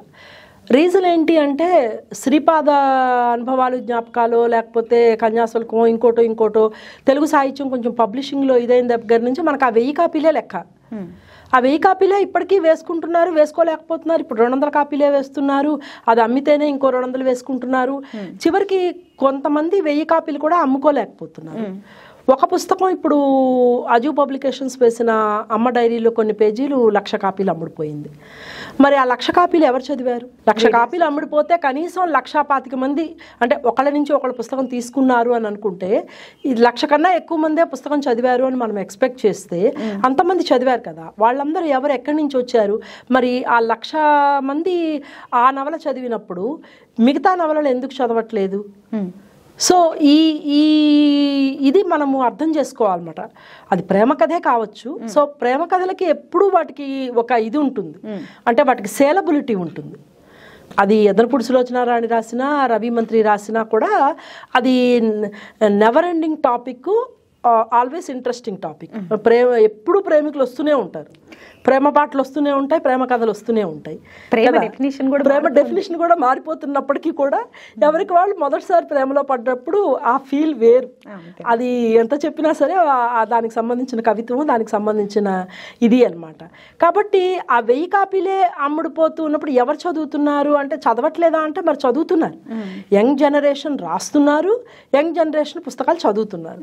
దానికి గుర్తింపు, దానికి ఉదాహరణ ఇప్పుడు ఇటీవల జరిగిన బుక్ ఫెయిర్లో ఎంతోమంది కొత్త రైటర్స్ నేను చూశాను. వాళ్ళ పుస్తకాలు స్టాల్స్ పెట్టుకున్నారు, పుస్తకాలు అమ్మారు. కనీసం ఒక 2-3 కొత్త అమ్మాయిలు వాళ్ళ ఫస్ట్ అటెంప్టే నవల, డైరెక్ట్ బుక్ అంటే ఏంటి వేస్తున్నారు కదా. సో పబ్లిషర్స్ కూడా వాళ్ళని ఎంకరేజ్ చేస్తున్నారు. బహుశా రైటర్స్ వాళ్ళే డబ్బులు పెట్టుకొని వేసుకుంటుండొచ్చు, కానీ వాళ్ళు రాస్తున్నారు, పబ్లిషింగ్ చేస్తున్నారు అంటే అది 200 కాపీలే అమ్ముడుపోయినా, పోనీ 100 కాపీలే అమ్ముడుపోయినా కూడా ఇవాళ పుస్తకం కొత్త రైటర్ రాసింది ఇవాళ 100 కాపీలు అమ్ముడుపోయినా ఇంకొక ఏడాదికో 2 ఏళ్లకో వాళ్ళు ఇంకొంచెం బాగా మంచి కథలు, మంచి కవిత్వం రాసి, మంచి నవలలు ఇంకోటి రాసి సాహిత్యాన్ని అది 1000 కాపీలు అమ్మే రోజు ఉండొచ్చు. కాబట్టి తెలుగు సాహిత్యం చచ్చిపోతుందనో లేకపోతే తెలుగు సాహిత్యం అమ్ముడుపోతుందనో అనేది నేను అనుకోవట్లేదు. కానీ ట్రెండ్ మారింది. ఎలాంటి పుస్తకాలు చదువుతున్నారు, ఎలాంటి పుస్తకాలు అమ్ముడుపోతున్నాయి అనేది ఆ ట్రెండ్ మారింది. ఓకే, ఈ తెలుగు సాహిత్యం అనేది మిగతా భాష సాహిత్యాల కంటే ఎంత వెనకడుగుంది లేదంటే ముందడుగుంది? మిగతా భాషలతో పోల్చినప్పుడు వెనకడుగులో ఉందని చెప్తాను. అంటే వెనకడుగులో అంటే క్వాలిటీ పరంగా వెనకడుగులో ఉంది అని కాదు. ఎందుకంటే మనకి కంప్లీట్గా తెలుగు సాహిత్యంలో ఏమొస్తుందో, కంప్లీట్గా మిగతా భాషల్లో ఏమొస్తుందో రెండు బాగా చదివిన వాళ్ళు చెప్పగలరు. అందరం కూడా ఏవో కొన్ని పుస్తకాలు చదువుతూ ఉంటాం కాబట్టి అలాంటి స్టేట్మెంట్స్ చేయడం అనేది అది కరెక్ట్ కాదేమో నేను అనుకుంటాను. కరెక్ట్ కాదు అనేసి తెలుగు సాహిత్యం వెనకబడి ఉందని నేను ఎందుకు అనుకుంటున్నానంటే తెలుగు సాహిత్యం మిగతా భాషల్లోకి అనువాదం కావట్లేదు కాబట్టి వెనకబడి ఉంది అంటున్నాను. ఆ విషయంలో వెనకబడి ఉంది. ఎందుకంటే తెలుగు సాహిత్యంలో ఏమొస్తుందో నీకు ఇంగ్లీష్లోనో లేకపోతే మిగతా భాషల్లోకో, అంటే తెలుగు నుంచి కన్నడలోకో, తెలుగు నుంచి తమిళంలోకో, తెలుగు నుంచి మలయాళంలోకో ఎన్ని వెళ్తున్నాయి, అవి ఎవరు వెళ్తున్నాయి, అవి ఎంతమంది అవతల వాళ్ళు చదువుతున్నారు, అవి తెలిస్తే కదా మీకు ఇవి చదవడానికి. మనం ఎంతసేపు ఏం చేస్తున్నామంటే మలయాళం నుంచి తెలుగులోకి, కన్నడ నుంచి తెలుగులోకి, తమిళం నుంచి తెలుగులోకి మనకు చాలా వస్తున్నాయి. అందువల్ల మనకేంటంటే తమిళనాడు రైటర్సు మనకు తెలుసు, మలయాళం రైటర్సు మనకు తెలుసు, కన్నడ రైటర్స్ మనకు తెలుసు. ఇవాళ వసుధేంద్ర లేకపోతే వివేక్ శాంతాగా ఏం రాసినా సరే మనకు వాళ్ళు చాలా బాగా తెలుసు. వాళ్ళ ప్రతి పుస్తకం మనం చెప్పేస్తాం. ఎందుకంటే దాదాపుగా ప్రతి పుస్తకం మనం తేజోతుంగభద్ర కానీ, పట్టుతోవ కానీ, లేకపోతే వివేక్ శాంతబాగ్ పుస్తకాలు కానీ, సకీనా ముద్దు లాంటి పుస్తకాలు, వాళ్ళ ప్రతి కొత్త పుస్తకం మనకు తెలుగులోకి అనువాదం అవుతుంది కాబట్టి మనం ఆటోమేటిక్గా అంతా ఫాలో అవుతున్నాం. కానీ తెలుగులో వచ్చిన ప్రతి పుస్తకం కన్నడలోకి వెళ్తుందా, తెలుగులోకి వచ్చే ప్రతి పుస్తకం మలయాళంలోకి వెళ్తుందా? సో వాళ్ళకి తెలియదు. ఎవరికి వాళ్ళు ప్రమోట్ చేసుకుంటూ వాళ్ళంతా వాళ్ళు ఇండివిజువల్గా వెళ్ళి వాళ్ళకి డబ్బులుంటేనో లేకపోతే వాళ్ళని వాళ్ళు ప్రమోట్ చేసుకునే ఇది ఉండడం వలనో వాళ్ళు వెళ్ళి మలయాళం రైటర్స్ని కలిసి, వాళ్ళు వెళ్ళి కన్నడ రైటర్స్ని కలిసి అలా వాళ్ళు ఫోటోలు తీసుకొని పెట్టుకొని అప్పుడు వాళ్ళకి ఆ ఒక్క రైటర్ మాత్రమే తెలుసు. ఆ ఒక్క రైటరు తెలుగు సాహిత్యం మొత్తాన్ని ప్రతిబింబించరు కదా. కాబట్టి మీకు తెలుగు సాహిత్యం గురించి మిగతా భాషల వాళ్ళకి ఎంత తెలుసు అంటే చాలా తక్కువ తెలుసు అని అనుకుంటాను. ఆ విషయంలో తెలుగు సాహిత్యం వెనకబడి ఉంది. కానీ తెలుగు సాహిత్యం ముందడుగులో ఎలా ఉంది అని అంటే మిగతా భాషల్లో ఎంత వస్తుందో మనకు తెలియదు. కానీ మనలో ఇందాక నేను చెప్పినట్టుగా మనకు కూడా కొత్త నీరు వస్తుంది, కొత్త రైటర్స్ వస్తున్నారు, కొత్తగా రాస్తున్నారు. కానీ దానికి సంబంధించిన విమర్శ మనకు దగ్గర లేదు. అంటే ఇప్పుడు చాలా మందికి ఇదివరకు విమర్శకులు అంటే రాచమల్లి రామచంద్రారెడ్డి గారు అలాంటి వాళ్ళు దాన్ని ఒక ప్రొఫెషనల్గా ఒక ప్రక్రియ మీద కంప్లీట్ కృషి చేసేవాళ్ళు. కృషి చేసి వాళ్ళు క్రియేటివ్ రైటింగ్ చేసేవాళ్ళు కాదు, వచ్చిన క్రియేటివ్ రైటింగ్ మీద వాళ్ళు విమర్శ చేసేవాళ్ళు. అంటే ఏంటంటే మీకు క్రియేటివ్ రైటింగ్ ఒక పక్కన ఇదవుతూ ఉంటే ప్యారలల్గా సాహిత్య విమర్శ కూడా పెరిగింది. అది మనకి గత 2-3 దశాబ్దాలుగా చాలా తగ్గిపోయింది. అంటే మీకు కవిత్వ విమర్శ కానీ, కథా విమర్శ కానీ, నవలా విమర్శ కానీ తగ్గిపోయింది. తగ్గిపోవడం వల్ల మీకు నవలలు వస్తే మీరు చదువుతారు ఒక పుస్తకం, మీకు ఒక నవల నచ్చుతుంది, నేను ఇంకోటి చదువుతాను, నాకు ఒకటి నచ్చుతుంది, ఇంకోటి చదువుతారు. కానీ ఒక విమర్శకుడు వచ్చి ఈ సంవత్సరం వచ్చిన నవలలు లేదా గత 10 ఏళ్లలో వచ్చిన నవలలు ఇవి, ఈ రకమైన నవలలు వచ్చాయి, ఈ రకమైన నవలల్లో క్వాలిటీ ఉంది, ఇవి పుస్తకాలు వచ్చాయి కానీ దీనిలో క్వాలిటీ లేదు అని ఎప్పుడైతే ఒక విమర్శనాత్మక వ్యాసమో లేకపోతే ఒక పుస్తకమో రాస్తే అప్పుడు మీకు ఓకే గత 10 ఏళ్లుగా నవలా సాహిత్యం ఇలా ఉంది తెలుగులో, గత 10 ఏళ్లుగా కథా సాహిత్యం ఇలా ఉంది అని తెలుస్తుంది. మీకు ఎప్పుడైతే ఆ విమర్శ లేదో మీకు తెలియదు కదా. బట్ సేమ్ థింగ్ విమర్శలు రివ్యూ రైటర్స్ విషయానికి వస్తే అది సినిమాలకు రివ్యూ రాసినప్పుడు అసలు రివ్యూ రైటర్స్ రాయాల్సిన పని ఏంటి, దీనికి ఉన్న సినిమా బాగలేదు అని మీరు ముందే చెప్పేస్తే సినిమాకి వచ్చే ఆడియన్స్ తగ్గిపోతున్నారు, ఇట్లాంటి విమర్శలు కూడా వస్తున్నాయి కదా. అదే దీనికి పుస్తకాలకి తీసుకున్నప్పుడు కూడా ఇలాంటివి రావని గ్యారెంటీ ఏంటి? వస్తాయి, కాకపోతే మీకు సినిమాలకు సంబంధించి సినిమా రివ్యూ అనేది వేరు, పుస్తక సమీక్షలు విమర్శ కాదు. పుస్తక సమీక్ష ఏంటి, పత్రికల్లో పలానా పుస్తకం వచ్చింది అని మీకు చెప్పడం కోసం ఏదో కొత్త పుస్తకాలు అని ఏదో వేస్తారు, లేదా పలానా పుస్తకం వచ్చింది, ఈ పుస్తకంలో ఈ కథలు బాగున్నాయి లేదా బాగాలేదు, ఒక 4 వాక్యాలు రాసేది పబ్లిష్ చేస్తారు. దాని ఉద్దేశం ఏంటంటే ఈ పుస్తకం వచ్చిందని బయట తెలియడానికి. అంత మాత్రాన ఆ పుస్తకం ఆ రివ్యూ చదివేసి వెంటనే పుస్తకాలు కొనేవాళ్ళు ఉన్నారు. ఆ రివ్యూతో సంబంధం లేకుండా పుస్తకాల షాప్కి వెళ్ళి పుస్తకాల షాప్ పెట్టిన వాళ్ళని ఏమేం పుస్తకాలు బాగా పోతున్నాయనో లేకపోతే ఏది మంచి పుస్తకం వచ్చిందనో అడిగి కొనుక్కునే వాళ్ళు ఉన్నారు. వాళ్ళకి అసలు ఈ రివ్యూలతో సంబంధం లేదు. కానీ విమర్శ అనేది వేరు, విమర్శ విడిగా ఒకళ్ళు చేయాలన్నమాట. అదేమైందంటే అది థ్యాంక్లెస్ జాబ్ అయింది. అంటే ఏంటి, విమర్శ రాసిన వాళ్ళని రైటర్స్ తిట్టడము, లేకపోతే బాగుందంటేనేమో కొంతమంది ఏమో అనేక కారణాల వల్ల బాగాలేకపోయినా బాగుందని చెప్పడము, లేకపోతే కొంతమంది ఏమో వ్యక్తిగతంగా తిట్టడం వల్ల విమర్శ రాసే వాళ్ళ మీద బాగా కోపం రావడం వల్ల విమర్శలు రాసేవాళ్ళు తగ్గిపోయారు. దానివల్ల మనకు నష్టం జరిగింది. మీకు ఏ పుస్తకం ఎలా ఉందో ప్రతి పుస్తకం ఎవరు కొనలేరు, ప్రతి పుస్తకం చదవలేరు. ఇదివరకు లైబ్రరీలు ఉండేవి, లైబ్రరీల నుంచి పుస్తకాలు తెచ్చుకొని చదివేవాళ్ళు. ఇప్పుడు ఎవరికి కూడా ప్రతి పుస్తకం కొని ఇంట్లో పెట్టుకునే స్పేస్ లేదు, డబ్బు లేదు. అలాగే ఇప్పుడు మనకి ఫ్రీగా టెలిగ్రామ్ లాంటి ఛానల్స్లో పుస్తకాలు అప్లోడ్ చేసేస్తున్నారు, అందరూ డౌన్లోడ్ చేసుకుంటున్నారు, చదువుతున్నారు. మరి వాళ్ళ పరిస్థితి ఏంటి? ఆ లెక్కలు ఎక్కడ వస్తున్నాయి మీకు? పుస్తకాలు తెలుగు సాహిత్యం చదివే వాళ్ళు ఉన్నారు కానీ ఫ్రీగా చదువుతున్నారు. అంటే మ్యామ్ ఇప్పుడు పబ్లిషింగ్ హౌస్ల నుంచి కూడా మనం ఇందాక 1000 పుస్తకాలు అనేది ఏదైతే మాట్లాడుకున్నామో కొంతమంది పైరసీ కాపీలు చేసి అమ్మేసే వాళ్ళు ఉన్నారు, పీడిఎఫ్లు చేసి లీగల్ గా చదువుకునే వాళ్ళు ఉన్నారు. సో వీళ్ళందరినీ ఎలా కౌంట్ చేసుకోవాలి మనం? మనకి ఇంత రీడర్ బేస్ ఉంది అని ఎలా చెప్పుకోవాలంటే ఏం చెప్తాం? అది మన దగ్గర ఆ లెక్కలు లేవు. అది ఇది కేవలం తెలుగు పుస్తకాలకి లేదు, మొత్తం తమిళ పుస్తకాలకి మలయాళానికి అన్నీ ఉన్నాయి. ఉన్నప్పటికీ కూడా మలయాళంలో మీకు 50 కాపీలు 1,00,000 కాపీలు అమ్ముడుపోతున్నాయి, కన్నడలో మీకు ప్రతిదీ 1,00,000 కాపీలు అమ్ముడుపోతుంది. వాళ్ళకు కూడా ఈ టెలిగ్రామ్ ఛానల్స్ ఉన్నాయి, వాళ్ళకు కూడా డౌన్లోడ్స్ అవుతున్నాయి, వాళ్ళకు కూడా ఫ్రీ పైరసీ ఇవి ఉన్నాయి, అయినా కూడా వాళ్ళు పుస్తకాలు అమ్ముతున్నారు కదా. అది మీకు చెప్తుంది వాళ్ళకి ఉన్న సాహిత్య అభిరుచిని, మీకు ఆ భాష అది నిరూపిస్తుంది. తెలుగు సాహిత్యం అలా లేదు. అందువల్ల ఏంటంటే ఇది మీరు ఏం చేసినా ఆపలేకపోతున్నారు. టెలిగ్రామ్ ఛానల్స్ మీరు ఏవి ఆపలేకపోతున్నారు. ఒక ఛానల్ని క్లోజ్ చేయిస్తే, ఒక పుస్తకం మీద కంప్లైంట్ చేస్తే ఇంకో రకంగా పెడుతున్నారు. అంటే అవి ఎందుకు పెడుతున్నారు, ఎవరు చదువుతున్నారు అంటే పుస్తకం చదివే ఇంట్రెస్ట్తోనే చదువుతున్నారు. మరి వాళ్ళు ఎందుకు కొనట్లేదు అని అంటే డబ్బు కారణం అవ్వనివ్వచ్చు, లేకపోతే ఫ్రీగా దొరుకుతోందన్న ఆశ కావచ్చు, లేకపోతే నేను 100 రూపాయలు పెట్టి పుస్తకం కొంటే అది బాగాలేకపోతే ఎందుకు నేను కొనాలి అని క్వశ్చన్ చేసే ఇది వచ్చింది. అదే మీరు సినిమాలకు కూడా వర్తిస్తుంది. ఈవేళ మీరు 3,000 పెట్టో 4,000 పెట్టో పలానా సినిమాకి వెళ్ళారు అంటే ఆ సినిమాకున్న క్రేజ్ని అర్థం చేసుకొని వాళ్ళు వెళ్ళారు. నేను 4,000 పెట్టి సినిమాకి వెళ్తే సినిమా బాగాలేకపోతే వాడు రాళ్ళు ఇసురుతాడు దాని మీద కదా. అలాగే నువ్వు 100 రూపాయలు పెట్టి సినిమా పెట్టి వెళ్ళే వాళ్ళు ఉంటారు. ఇవాళ మనకు ఓటీటీ వచ్చేసిన తర్వాత అసలు నేను 100 రూపాయలు కూడా ఎందుకు పెట్టడం, ఇంట్లోనే కూర్చొని చూస్తాను, నచ్చితే చూస్తాను, నచ్చకపోతే చూడను, అదే యూట్యూబ్లో వస్తుంది కదా, ఒక 6 నెలలు ఆగితే అప్పుడు చూడొచ్చు కదా అని చూస్తున్నారు. అంత మాత్రాన సినిమాలు ఆగిపోయాయా? ఆగిపోలేదు. సినిమా తీయడం ఆగిపోయిందా? ఆగిపోలేదు. సినిమా సేల్స్ ఆగిపోయా? టికెట్ సేల్స్ ఆగిపోలేదు. కాబట్టి ఎక్కడుంది లోపము?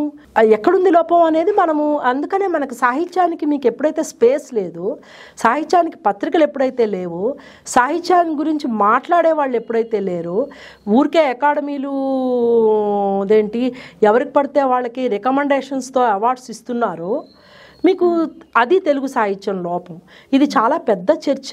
ఇది కేవలం ఒక్కళ్ళు సమాధానం చెప్పడంతోనో ఒక్కళ్ళు పరిష్కారం సూచించడంతోనో జరిగేది కాదు. తెలుగు భాష సాహిత్యం నిలబడాలి అంటే సాహిత్యానికి సంబంధించిన కృషి జరగాలి. అది ప్రభుత్వాల వైపు నుంచి జరగాలి. అంటే లైబ్రరీస్ని ఇచ్చేయాలి, లైబ్రరీ వాళ్ళు పుస్తకాలు కొనాలి, అప్పుడు రైటర్స్ని ఎంకరేజ్ చేయాలి. తర్వాత మనము రైటర్స్ని ఎంకరేజ్ చేయాలంటే డబ్బులు పెట్టి పుస్తకాలు కొనాలి అన్న ఇది ఉండాలి. తర్వాత మంచి పుస్తకాన్ని ఆదరించే గుణం రీడర్స్కి ఉండాలి. తర్వాత దాని మీద చర్చ జరగాలి, దానికి స్పేస్ దొరకాలి. నీకు ఎప్పుడైతే సాహిత్యానికి ప్రింట్ మీడియాలో స్పేస్ లేదో నీకు అసలు ఎలా తెలుస్తుంది మనుషులకి? సో ఇది అందుకే ఉంటుందన్నమాట. ఇవన్నీ చాలా పెద్ద టాపిక్స్, ఎవ్వరం కూడా సమాధానాలు ఇవ్వలేము, కానీ అందరం కలిసి కూర్చొని మాట్లాడుకోవాల్సిన విషయాలు, ఎక్కడో చోట మొదలవ్వాల్సిన విషయాలు. అయితే ఇందాక మనం ట్రాన్స్లేషన్ గురించి మాట్లాడుకున్నాం కదా మ్యామ్. మన సాహిత్యం ఎక్కువ ట్రాన్స్లేట్ అవ్వట్లేదు అని మాట్లాడుకున్నాం కదా. సో అంటే ఏ సాహిత్యమైనా మనదొక్కటనే కాదు, అది బెంగాలీ సాహిత్యమైనా, తమిళ సాహిత్యమైనా, మలయాళమైనా, ట్రాన్స్లేషన్ జరిగినప్పుడు ఎంత పర్సెంటేజ్ సోల్ ఉంటుంది? 2 మూల భాషలు కంప్లీట్గా తెలుసుంటే తప్ప అప్పుడు కూడా కష్టమే. ఎందుకంటే ఒక భాషలోని ఇడియము ఇంకో భాషలోకి కంప్లీట్గా ట్రాన్స్లేట్ అవ్వడం అనేది ఉండదు. ఎక్సెప్ట్ 2 భాషల్లోనూ అంత పట్టు ఉన్న వాళ్ళు తప్ప. అలా పెట్టుకుంటే అసలు మనకి ఇంకా ఎప్పటికీ ట్రాన్స్లేట్ కాదు. కాబట్టి మనకు ఉన్న ట్రాన్స్లేటర్స్తో నడుస్తుంది. ఇప్పుడు మీరు శ్రీపాదనో లేకపోతే విశ్వనాథనో ట్రాన్స్లేట్ చేయాలంటే అంత తెలుగు, అంత రెండో భాష ఏ భాషలోకి అయితే ట్రాన్స్లేట్ అవుతుందో అన్ని తెలిసి కృషి చేసేవాళ్ళు తక్కువ ఉన్నారు. కాబట్టి ఇప్పుడు మనము అసలు సోల్ ఏమి పోకుండా చేయాలి అన్నది సదుద్దేశమే అయినప్పటికీ కూడా అది ఇంపాసిబుల్ టాస్క్. కాబట్టి 10% పోయినా 20% పోయినా పర్వాలేదు, ఎంతో కొంత ట్రాన్స్లేట్ అయితే, ఎంత వీలైతే అంత ట్రాన్స్లేట్ అయితే అట్లీస్ట్ వాళ్ళకి అర్థమవుతుంది కదా. అంటే ఇప్పుడు నా 5వ కూడా కథల పుస్తకం కన్నడలోకి ట్రాన్స్లేట్ అయింది. సో అది కంప్లీట్గా ట్రాన్స్లేట్ అయిందా లేకపోతే అయిందంటే కనీసం 90% అయి ఉంటుంది కదా. సో కన్నడ రైటర్స్ అది చదువుతారు కదా, వాళ్ళకి నేను ఎలాంటి కథలు రాశాను లేకపోతే అమెరికా జీవితం గురించి నేనేం రాశాను అన్నది వాళ్ళు చదివి నాకు చెప్తారు కదా. అలాగే నా తన్హాయి నవల మలయాళంలోకి ట్రాన్స్లేట్ అయింది. 500 కాపీలు వేస్తే 300 కాపీలు అమ్ముడుపోయింది. తర్వాత మళ్ళీ వేశారు.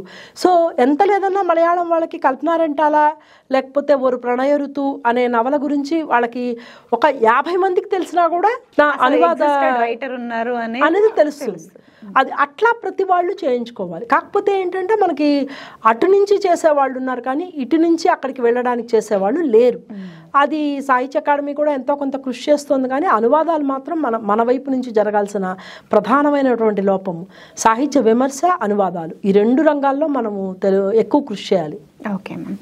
అయితే ఇందాక మనం మాట్లాడుకున్నాం కదా, అగైన్ మీరు కథలు రాశారు, కవిత్వాలు రాశారు, అలానే నవలు రాశారు. అలానే కవిత్వాన్ని కథగా మలిచారు ఈ ఈస్ట్రోజన్ పిల్లని. అవును.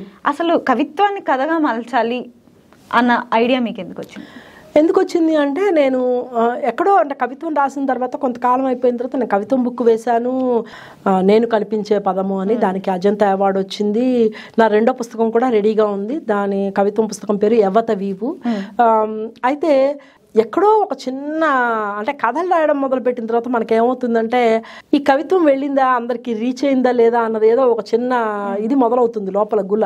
అది మొదలైనప్పుడు చూసినప్పుడు అప్పుడు నాకు ఓకే, దీన్ని కథగా చెప్పాలంటే ఈ కవితని నేను కథగా చెప్పాలంటే మొత్తం ఎసెన్స్ కాదు, బేసిక్ ఐడియా, దాని చుట్టూ మళ్ళీ కథగా అల్లినప్పుడు నువ్వు దానికి వేరే రక్తమాంసాలు ఇస్తాం.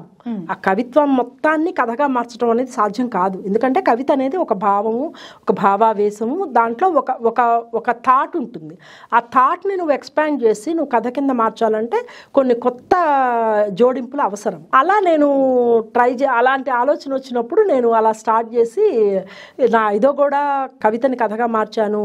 ఇస్ట్రోజన్ పిల్లు, ఇవన్నీ చాలా వాటికి నేను సంచయనము కథ, కవితకిను కథకి సంబంధం లేదు, బట్ నేను అట్లాంటి ఆ శీర్షికలను తీసుకొని నేను మళ్ళీ కథ కింద ఇది చేశాను అనమాట. అంటే అఫ్కోర్స్ ఒకటి రాసి మనం పబ్లిష్ చేస్తున్నాం అంటే అది మనం చాలా సాటిస్ఫై అయితేనే చేస్తాం. అలాగా అన్ని సాటిస్ఫై అంటారు మీరు రాసిన వాటిలో, బట్ మోస్ట్ సాటిస్ఫాక్షన్ మీకు ఏది రాసినప్పుడు వచ్చింది? సాటిస్ఫాక్షన్ అనడం కన్నా కూడా నా కథలన్నీ కూడా కాస్త అంటే మనసును బాధ పెట్టే అంశాలతో, నేను ఎందుకనో మరి సంతోషకరమైన సంతోషకరమైన రచనలు ఏమి చేసినట్లేను. నాకు అంటే ఆ విషాదం పట్టుకున్నట్టుగా నేను చాలా జోవియల్గా ఉంటాను, చాలా జోక్స్ వేస్తాను, చాలా సరదాగా ఉంటాను, ఎప్పుడు నవ్వుతూ ఉంటాను. కానీ రచన దగ్గరకు వచ్చేటప్పటికి నేను అసలు కామెడీ రాయలేను. ఒక్క వాక్యం కూడా నాకు సంతోషంగా రాయడం అంటే నాకు అంటే ఫాదర్ దగ్గర నుంచి అది రచన అనేది చాలా డివోషను, లేకపోతే అదొక దైవదత్తము, ఇలాంటివన్నీ కొన్ని ఐడియాస్ ఇన్కల్కేట్ చేసేసారు కదా. బహుశా నేను దాన్ని అధిగమించలేకపోతానేమో కొన్నిసార్లు. నాకు చాలా సీరియస్గా ఉంటాను అనమాట రైటింగ్ దగ్గరికి వచ్చేటప్పటికి. దానివల్ల నాకేమవుతుందంటే నేను చాలా పెయిన్ఫుల్గా ఉంటుంది. కాబట్టి నాకు సాటిస్ఫాక్షన్ కన్నా కూడా మనశ్శాంతి అనే పదం వాడతాను నేను. అప్పుడు అంటే కొన్ని విషయాలు బాగా కదిలించి వేస్తాయి కదా, అది కదిలించి వేసినప్పుడు ఆ కథ రాసిన తర్వాత ఒక రకంగా నా బాధ అంతా తీర్చేసుకున్నట్టు అవుతుంది.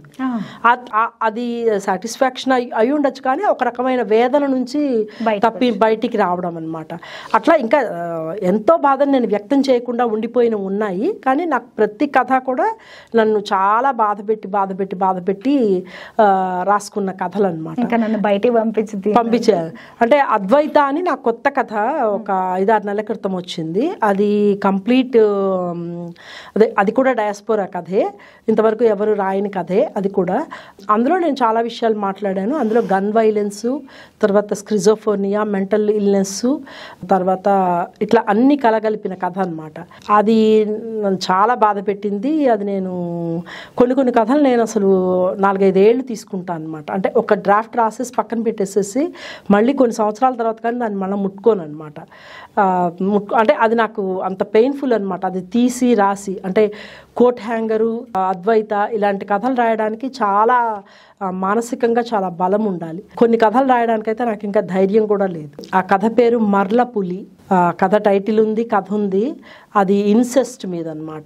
నాకు ఆ కథ రాసే శక్తి కూడా లేదని ఆ శీర్షిక పెట్టుకొని కూడా కథ మొదలుపెట్టి కూడా నేను రాయలేక వెనక్కి వచ్చి ముందుకెళ్ళి అంటే అలాంటి టాపిక్స్ డీల్ చేయడము చాలా వేదనతో కూడుకున్నాం అనమాట.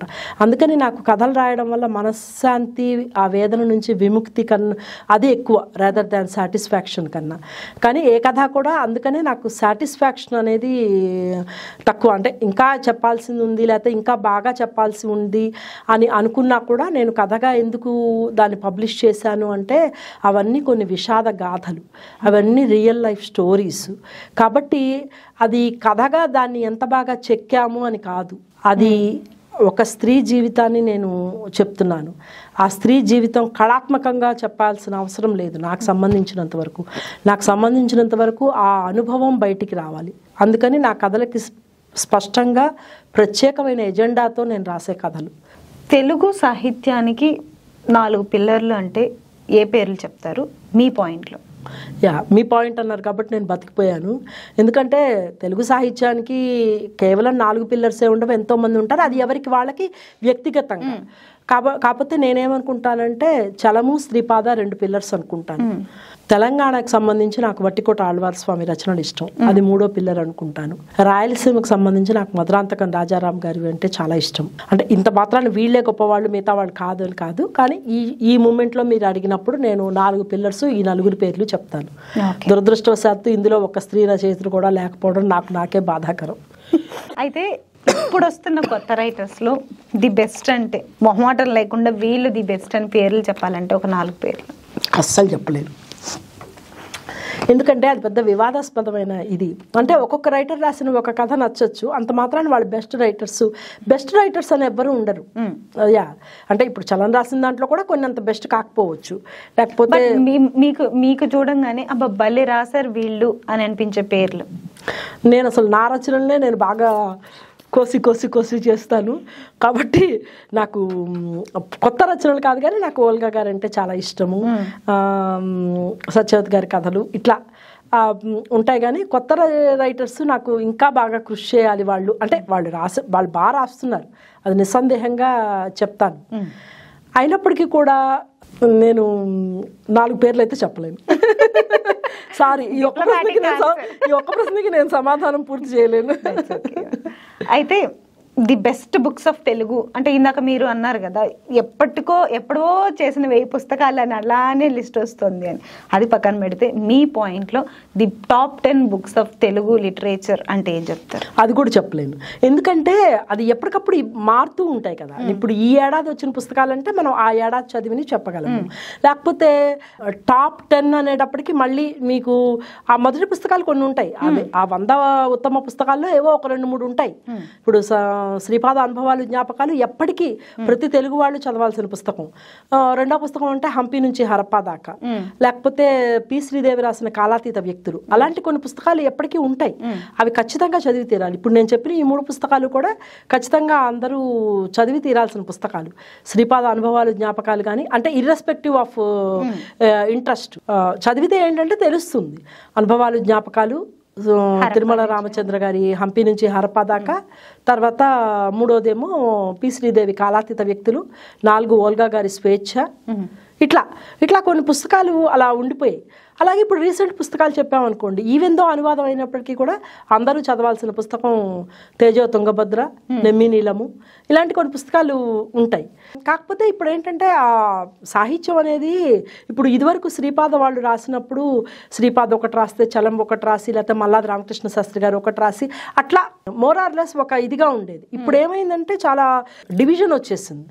అంటే మీరు తెలంగాణ, ఆంధ్ర, రాయలసీమ, దళిత, మైనారిటీ, ముస్లిం స్త్రీవాదం, లేకపోతే ఇవేమీ లేని సామాన్య ఇది, ఇట్లా మీకు ఇన్ని డివిజన్స్ వచ్చినప్పుడు నేను ఏదో ఒక పుస్తకాన్ని తీసుకొని 10-10 బుక్స్ అని నేను ఏదో ఒక దీని నుంచి చెప్పడానికి లేదు. ఇప్పటి వరకు జరిగిన పొరపాటు అదే.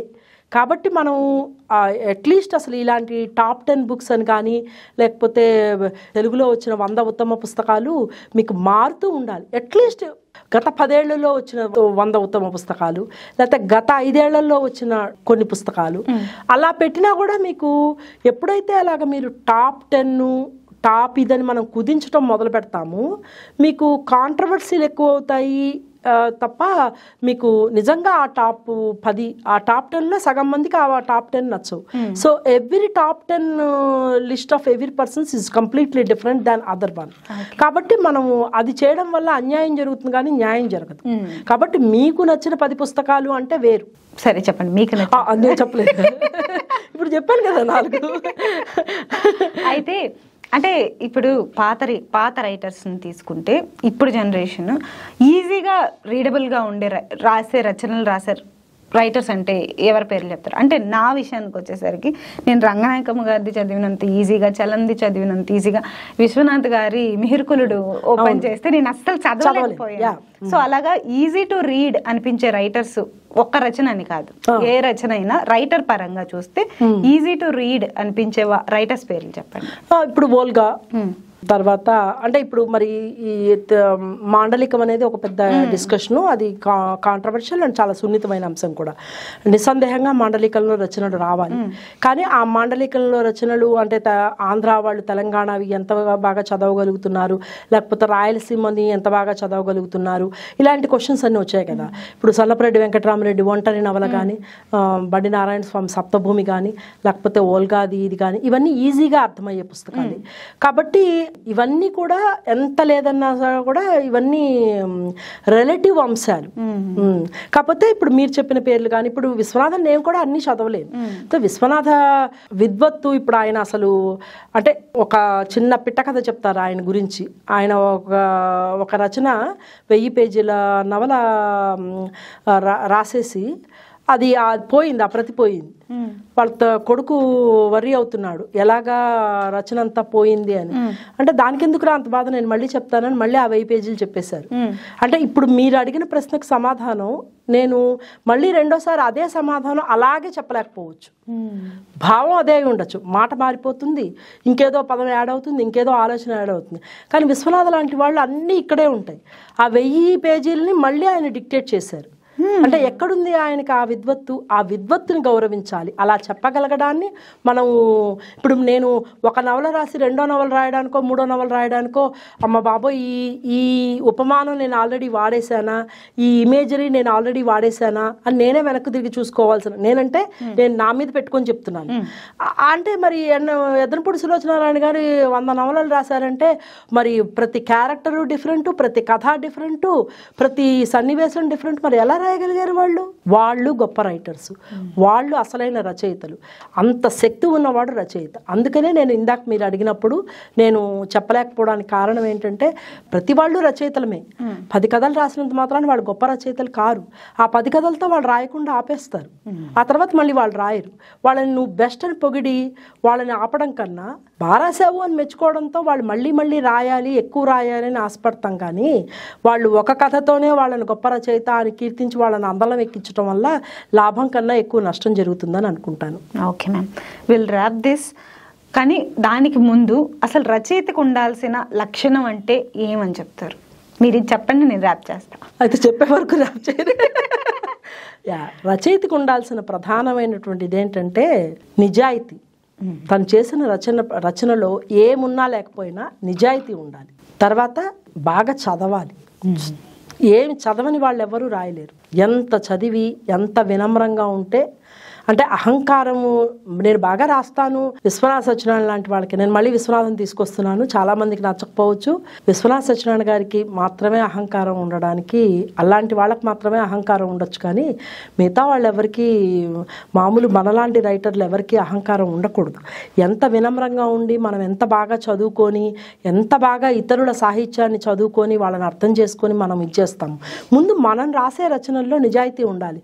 నేను ఒక గొప్ప కోసమో లేకపోతే సెన్సేషన్ కోసమో లేకపోతే ఒక ఇజం కోసమో నేను ఏదైనా రాసి దాంతో పేరు వచ్చినప్పటికీ కూడా అది నిలబడదు. అలాంటి రచన ఎప్పుడూ నిలబడదు. నువ్వు నిలబడాలి అని అంటే నువ్వు రాసే రచనలో నిజాయితీ ఉండాలి, నీ మీద నీకు గౌరవం ఉండాలి, నువ్వు రాసిన రచన పట్ల గౌరవం ఉండాలి, నీ వాక్యం పట్ల నీకు నమ్మకం ఉండాలి, నీ వాక్యం పట్ల నీకు ప్రేమ ఉండాలి.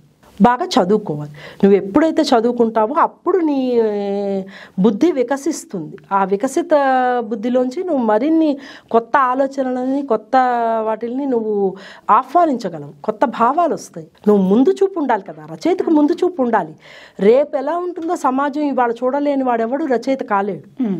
మనము ఎవరం రచయితలం కాము. అందుకనే మనము అంటే ఇన్ ద సెన్స్ ఇవాళ రచయితలం అని చెప్పుకుంటున్న వాళ్ళెవ్వరూ కాంటెంపరీ సొసైటీని మనం చూసి అదేదో మనము కథల్లో పెట్టగలుగుతున్నాం. కానీ అది ఒక్కటే రచయిత కాదు. నీకు దార్శనికత ఉండాలి.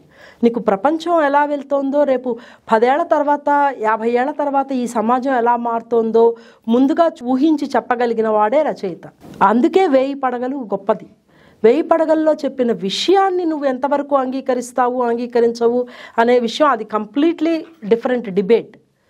కానీ 1000 పడగలకి ఆయన చూసిన చూపు, ధర్మం అనేది, ఆ ధర్మానికి ఆయన ఇచ్చిన నిర్వచనము వేరే అయి ఉండొచ్చు. దాంతో మనం అంగీకరించమా అనేది సెపరేట్ టాపిక్ అయినప్పటికీ కూడా ఆ ధర్మం అనే పిల్లర్ ఒకటి లేకపోతే నీకు ఆ సమాజం నిలబడదు అని చెప్పడం.